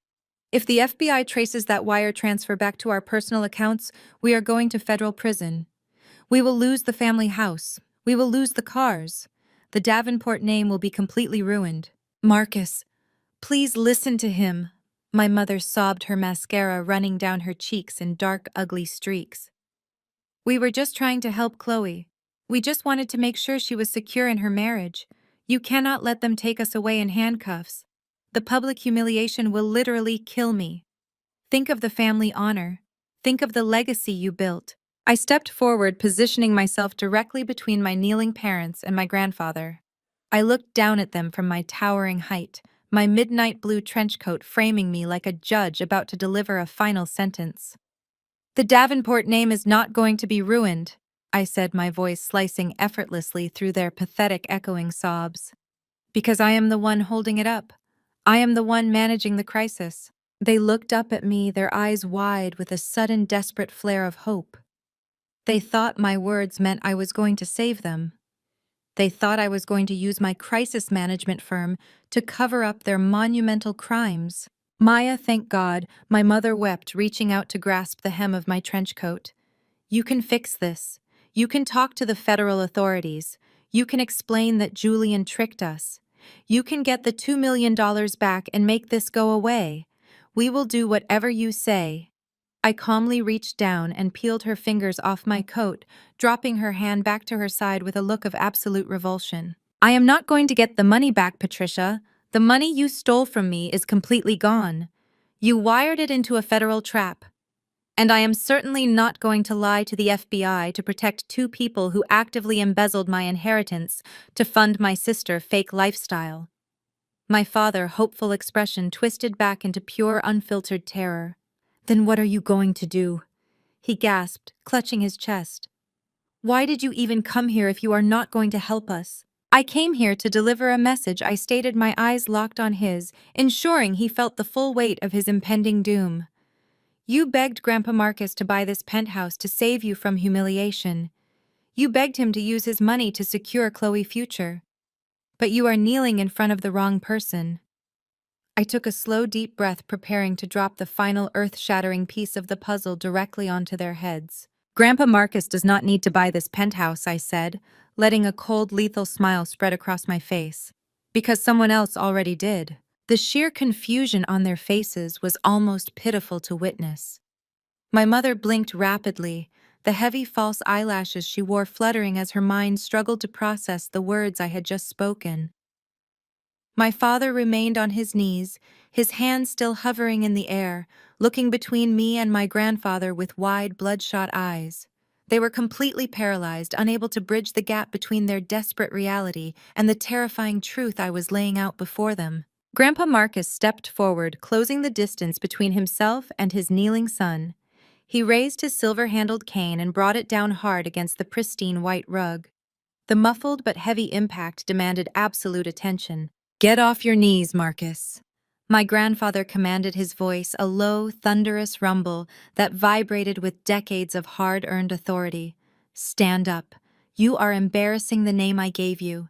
You are embarrassing the ancestors who bled so you could walk into rooms like this.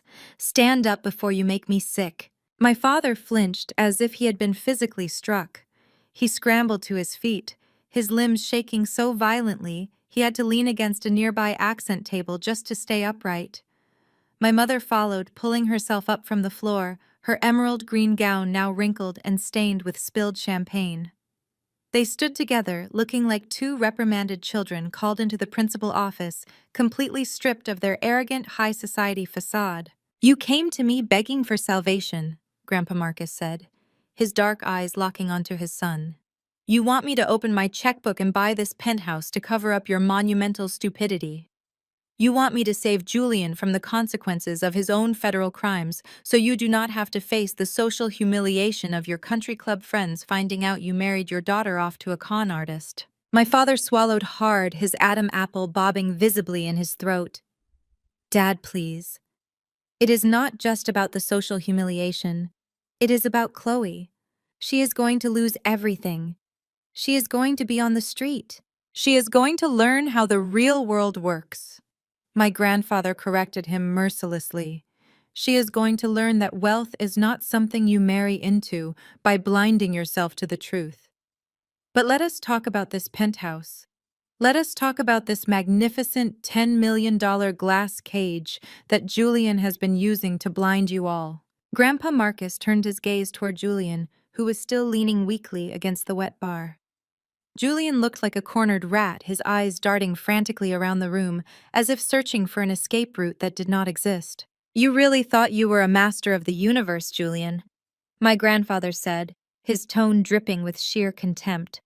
"You brought my family up to this high rise, poured them expensive liquor, and convinced them you owned the sky. But you do not own a single square foot of this property. You leased it under a highly leveraged, convoluted corporate holding structure designed to hide your lack of actual capital. And when your fake hedge fund started bleeding out, you missed 3 consecutive rent payments. You have been in default for 90 days. Chloe gasped, spinning around to look at Julian. "You told me we owned this place. You told me you bought it in cash." Julian did not answer her. He just stared at the floor, his breathing shallow and rapid. "He lied to you, Chloe," Grandpa Marcus stated flatly. "He lies to everyone because his entire existence is a fabrication. But let me educate you all on how high-end real estate actually functions in Atlanta.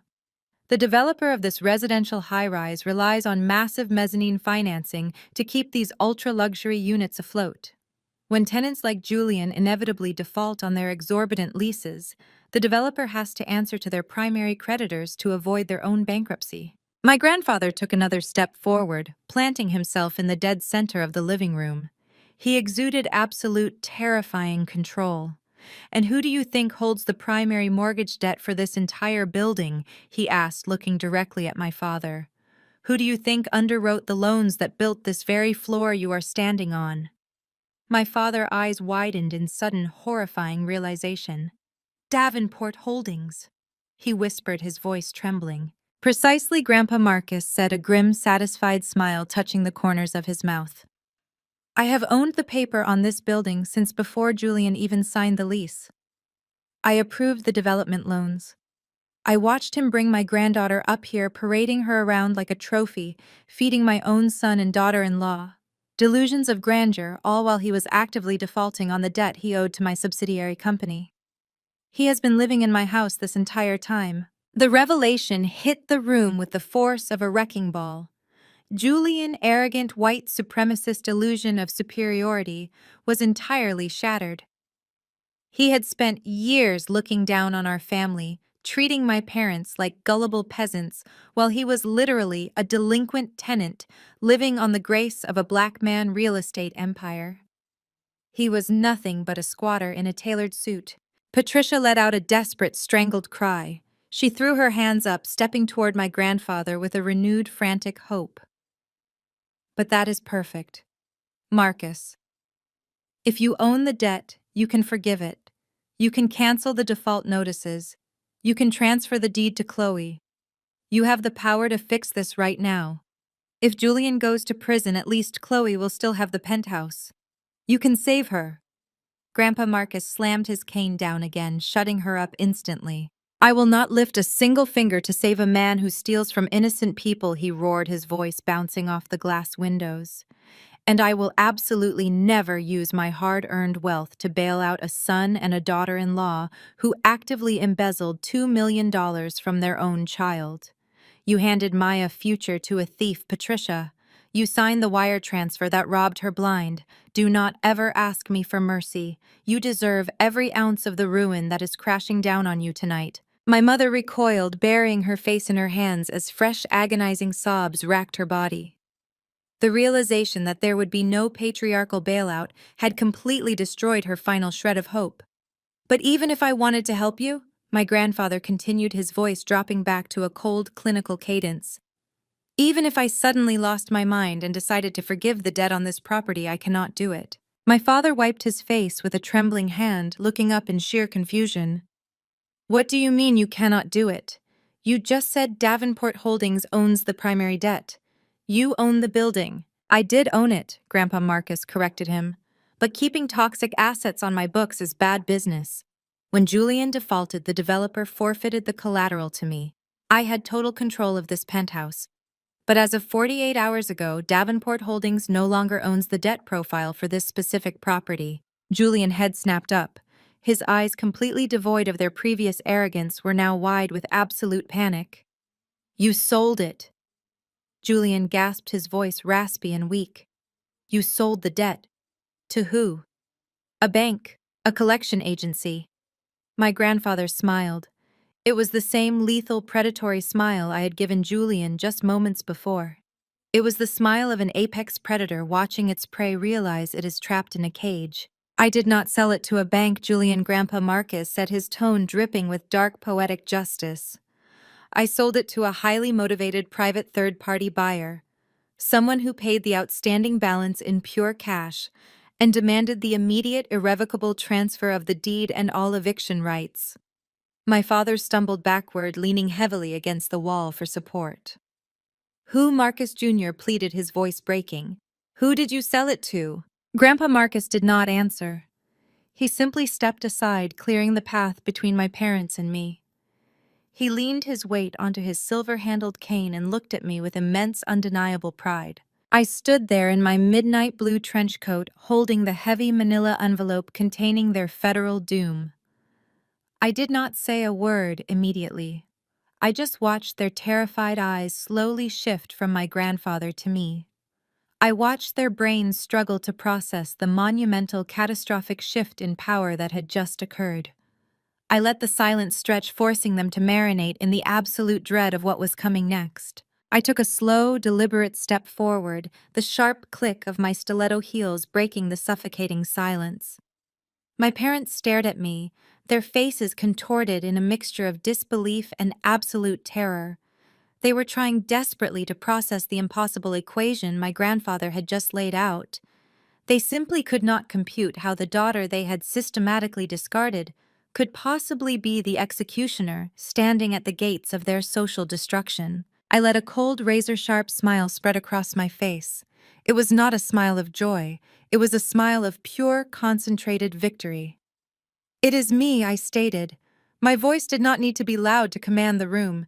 It resonated with the absolute certainty of a woman who held every single card in the deck. I bought the debt. I am the private third-party buyer. My mother let out a small, choked gasp. She clutched her hands to her chest, shaking her head as if physically trying to reject reality. No, no, that is impossible, she stammered, her voice frantic. You cannot afford a property like this. You just run a little agency. You do not have that kind of capital. I did not raise my voice to match her hysteria. I just looked at her with profound pity. That is the tragedy of your entire existence, Patricia, I said smoothly. You were so blinded by Julian White's skin and his expensive suits that you never bothered to actually look at my balance sheets. You never asked about my corporate retainers. You never realized that while Julian was busy faking a billionaire lifestyle with stolen money, I was quietly securing massive multi-year contracts with Fortune 500 companies. I turned my gaze to Julian. He was gripping the edge of the bar, his knuckles white, his chest heaving as he stared at me in sheer horror. "You called me a glorified event planner, Julian," I reminded him, throwing his own arrogant words right back in his face. "You said I played in a sandbox. You mocked my business because I clean up internet gossip. But the truth is, I run one of the most profitable crisis management firms on the East Coast. My agency generated over $15 million in pure liquid profit last year alone." Julian's jaw dropped. His eyes widened, completely short-circuiting as his brain tried to calculate the wealth standing right in front of him. So when Grandpa Marcus mentioned that the primary debt profile for this penthouse was going into default, I did not have to ask a bank for a loan. I continued taking another step closer to him. I did not have to siphon money from a teacher's pension fund. I did not have to forge wire transfers or steal from my family. I just logged into my corporate account, authorized a clean, perfectly legal wire transfer, and bought the debt outright in cash. I own the paper. I own the eviction rights. I own the very floor you are bleeding on right now. Chloe let out a devastated sob. She collapsed further into herself, wrapping her arms around her knees as she rocked back and forth on the white rug. The golden child, the sister who had spent 32 years looking down on me, was now physically beneath my feet. But Maya Chloe wept, looking up at me with mascara-stained cheeks. "You are my sister. You cannot do this. You cannot throw me out on the street. Where am I going to go? What am I going to do?" I looked down at her. I thought about the live stream from earlier tonight. I thought about the 50,000 followers she had entertained by mocking my Thanksgiving dinner. "You are going to do exactly what you told me to do 30 minutes ago, Chloe," I replied, my voice echoing like ice cracking over a frozen lake. "You told me to turn around and go back to my lonely little life. You told me I did not belong in this $10 million penthouse. You were absolutely right. I do not belong here. Because I have a custom-built $15 million estate in Buckhead waiting for me. An estate that is fully paid for. An estate that does not have the FBI sitting outside its gates." I crouched down slightly so I was closer to her eye level. "You built your entire identity on being superior to me," I said, keeping my tone perfectly even. "You married a fraud because you were too lazy to build your own empire and you wanted a shortcut to the top. You laughed at me while you spent my stolen trust fund. Now you have no money, no status, and a husband who is about to trade his tailored suits for a federal prison uniform. You are going to pack whatever cheap clothes you can carry, and you are going to leave my property." My father let out a loud, agonizing groan. He grabbed his hair, pulling at the graying strands as the absolute finality of the situation crushed him. He looked at me, his eyes pleading for a salvation he did not deserve. "Maya, please," my father begged. "We made a mistake. We were stupid. We were greedy. But we are your parents. You cannot destroy us like this. We will pay you back the $2 million. We will sell the house. We will do whatever it takes. Just please do not let them send us to jail." "You still do not get it, do you, Marcus?" my grandfather interjected, stepping up beside me. He looked at his son with an expression of absolute disgust. "You cannot pay her back. You do not have any assets left to sell. Julian leveraged everything you own. And Maya does not need your money. She just showed you she can buy and sell you 10 times over before breakfast. This is not about the money anymore. This is about the consequences of your treacherous, toxic loyalty to a white con artist." I stood back up, adjusting the lapels of my trench coat. My grandfather was right. The money was irrelevant now. I had walked into this building looking for blood, and I had found an entire slaughterhouse waiting for me. I reached into the manila envelope and pulled out a single, neatly folded document. It was not a federal indictment, and it was not a crisis management contract. It was a formal, legally binding notice of immediate eviction, stamped and authorized by a Fulton County judge just 3 hours ago. I dropped the eviction notice onto the glass coffee table right next to Julian's termination contract. "I am not destroying you, Dad," I said calmly. "You destroyed yourselves. You chose your side. You chose to protect a criminal because you coveted his proximity to white wealth. You threw your own black daughter to the wolves because you thought I was a peasant. Now the wolves are here, and they are wearing federal badges. I turned my back on my parents and looked squarely at Julian. He was practically vibrating with terror, his chest rising and falling in rapid, shallow gasps. The arrogance that had defined his entire existence had been completely eradicated. He was nothing but an empty, terrified shell. "You have exactly 24 hours to vacate my property, Julian," I commanded. "I am seizing all assets within these walls to cover your outstanding debt. You can take your clothes and your personal documents. If there is a single piece of furniture missing when my management team arrives tomorrow night, I will personally add grand theft to your federal indictment list." I did not wait for his response. I did not need to hear his excuses or his pathetic apologies. The trial was over, and the execution had been flawless. I turned to my grandfather. He gave me a single approving nod. It was the highest praise a Davenport could receive. He tapped his cane against the marble floor one last time, a final period at the end of a devastating sentence. "Let us go, Maya," Grandpa Marcus said, turning toward the foyer. "The air in here reeks of failure." I followed him, the sound of my stilettos clicking sharply against the floor. I did not look back. I did not look at my mother weeping on the rug, or my father staring blankly at the wall, or my sister clutching a diamond ring that was about to be repossessed.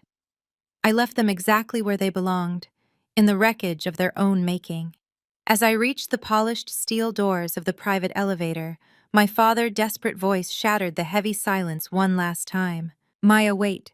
He scrambled to his feet, stumbling forward, but stopping abruptly when my grandfather turned his head. "The $2 million. The wire transfer. If the FBI raids this place, they will audit Julian inbound accounts. They will trace the money right back to your mother and me. You know the federal prosecutors in this district. You have crisis contacts. You have to scrub our names from that transaction before the raid happens." I paused, resting my hand on the cool metal of the elevator frame. He was not apologizing for stealing my future.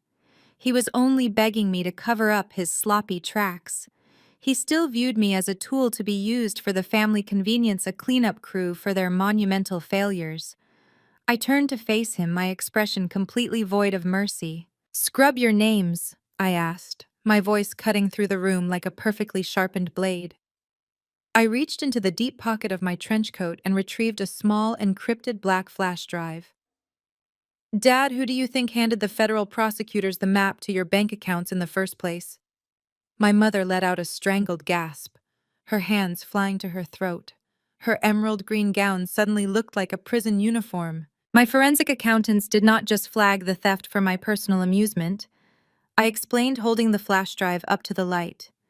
"When I realized you forged my signature to drain the trust fund Grandpa Marcus built for me, I instructed my legal team to compile every digital footprint, every timestamp, and every IP address associated with that transfer. You did not just steal from me. You committed wire fraud, identity theft, and conspiracy to launder illicit funds. I bundled your grand larceny into a neat, undeniable package." I tossed the flash drive through the air. It landed perfectly in the hands of the lead security guard standing in the foyer. "When the FBI tactical team breaches that door, give them that drive," I instructed the guard, my tone absolute and authoritative. "It contains the missing domestic link to Julian Sterling wire fraud network. The people weeping on that rug are not victims. They are his primary co-conspirators." The guard nodded sharply, slipping the drive into his tactical vest. He straightened his posture, recognizing exactly who was signing his paychecks now. My father fell back against the glass wall, his chest heaving as the final fatal nail was driven into his coffin. There was no loophole. There was no PR spin. His own daughter had just officially delivered him to the federal government. "You are sending your own flesh and blood to prison," Patricia wailed, her voice cracking under the weight of her impending reality. "You are a monster." "I am the consequence of your actions," I corrected her coldly. "You sent yourselves to prison the second you decided my inheritance was collateral damage for Chloe's fake luxury lifestyle. You made your bed with a criminal, Patricia. Now you get to share his cell." I looked past my ruined parents to where Julian and Chloe remained paralyzed near the wet bar. Julian has 24 hours to vacate the premises because local tenant laws require a formal notice period. I announced, my voice echoing across the devastated penthouse. But Patricia, Marcus, and Chloe, you are not on the lease. You are unauthorized guests on my private property. I looked at the lead security guard. They have exactly 10 minutes to collect their coats and walk out the front door. If they are still standing on my hardwood floors at minute 11, you have my full authorization to physically remove them for trespassing. Chloe let out a devastated broken sob, clutching her husband's arm, but Julian just shoved her away, staring blankly at the floor. The golden child was finally completely alone, stripped of her wealth, her pride, and her protectors. She was a queen of a kingdom built on sand, and the tide had just violently rolled in. I stepped backward into the mirrored elevator cab, taking my place beside my grandfather. The physical distance between us and the wreckage of my family felt like a massive, unbridgeable chasm. The elevator chimed softly. The heavy steel doors began to glide shut. Through the narrowing gap, the visual of their total destruction was perfectly framed. It was a masterpiece of karmic justice. My mother was kneeling on the floor, weeping into her hands. My father was clutching his chest, staring at the flash drive in the guard pocket with utter despair. Julian was a hollow shell waiting for the federal sirens to signal the end of his life. And Chloe, the sister who had live-streamed her arrogance to 50,000 people just an hour ago, was sitting in the ruins of a life that never really belonged to her. The power dynamic was absolute and undeniable. They were trapped in a cage of their own boundless greed, small, broken, and terrified. Meanwhile, I stood tall, wrapped in my midnight blue armor, ascending to the throne they had tried so desperately to deny me. The doors locked shut, with a definitive, satisfying click, severing them from my world forever. The ride back to Buckhead was wrapped in a comfortable, triumphant silence. My grandfather did not need to speak, and neither did I. The war was over, and the victor had already claimed the spoils. When the Maybach pulled up to the gates of my estate, I stepped out into the crisp autumn night, breathing in the scent of pine and absolute freedom. I walked back through the heavy double doors of my mansion. The grand foyer was quiet, but it no longer felt empty. It felt entirely mine. I made my way into the dining room, where the lavish $15,000 Thanksgiving feast still sat untouched. The roasted turkey was cold. The artisan breads had settled. Hours ago, looking at this table had broken my heart. Now, looking at the pristine crystal and the fine china, I only saw the undeniable proof of my own extreme capability. I reached for the decanter of vintage Bordeaux, poured myself a fresh glass, and walked slowly into the expansive living room. The modern fireplace crackled softly, casting a warm, golden glow across the velvet furniture and the curated art on the walls. I sat down on the center sofa, letting the heavy, midnight blue trench coat fall open. I took a slow sip of the wine, savoring the rich, complex flavor. For 32 years, I believed that my family rejection was a reflection of my own inadequacy. I thought that if I worked harder, dressed better, or achieved more, they would finally pull out a chair for me at their table. I let their conditional love dictate my self-worth. I let their toxic obsession with social status make me feel like a permanent outsider in my own life. They thought that leaving an empty chair at their dinner would break me. They thought that excluding me was the ultimate punishment. But they fundamentally misunderstood how power works. Exclusion is only a punishment if you actually value the people shutting you out. As women, and especially as Black women, society conditions us to wait for an invitation. We are taught to be grateful for the scraps, to shrink ourselves so we do not intimidate the fragile egos in the room, to seek validation from people who are fundamentally incapable of recognizing our brilliance. We spend years knocking on doors that were locked from the inside, begging for a seat at a table that is structurally unsound. I am done knocking. I am done waiting for permission to take up space. If they refuse to give you a seat at their table, you do not just bring a folding chair. You build your own table. You build your own agency. You build your own multi-million-dollar empire. You buy the very ground they stand on, and you evict every single person who ever made you feel like you were not enough. I looked around my magnificent $15 million fortress. There were no fake friends here. There were no federal criminals, no enablers, and no golden children. There was only peace, absolute financial sovereignty, and the unshakable knowledge that I had saved myself. I raised my crystal glass to the quiet room, to the toxic family I had finally cut loose, and to the absolute queen I had become. Cheers! The screen fades to black as a powerful bass-heavy instrumental track swells and consumes the silence. Have you ever had to walk away from a toxic environment to build your own empire? Share your story in the comments below. If my journey resonated with you, please hit the like button and subscribe for more stories about claiming your power and defining your own worth.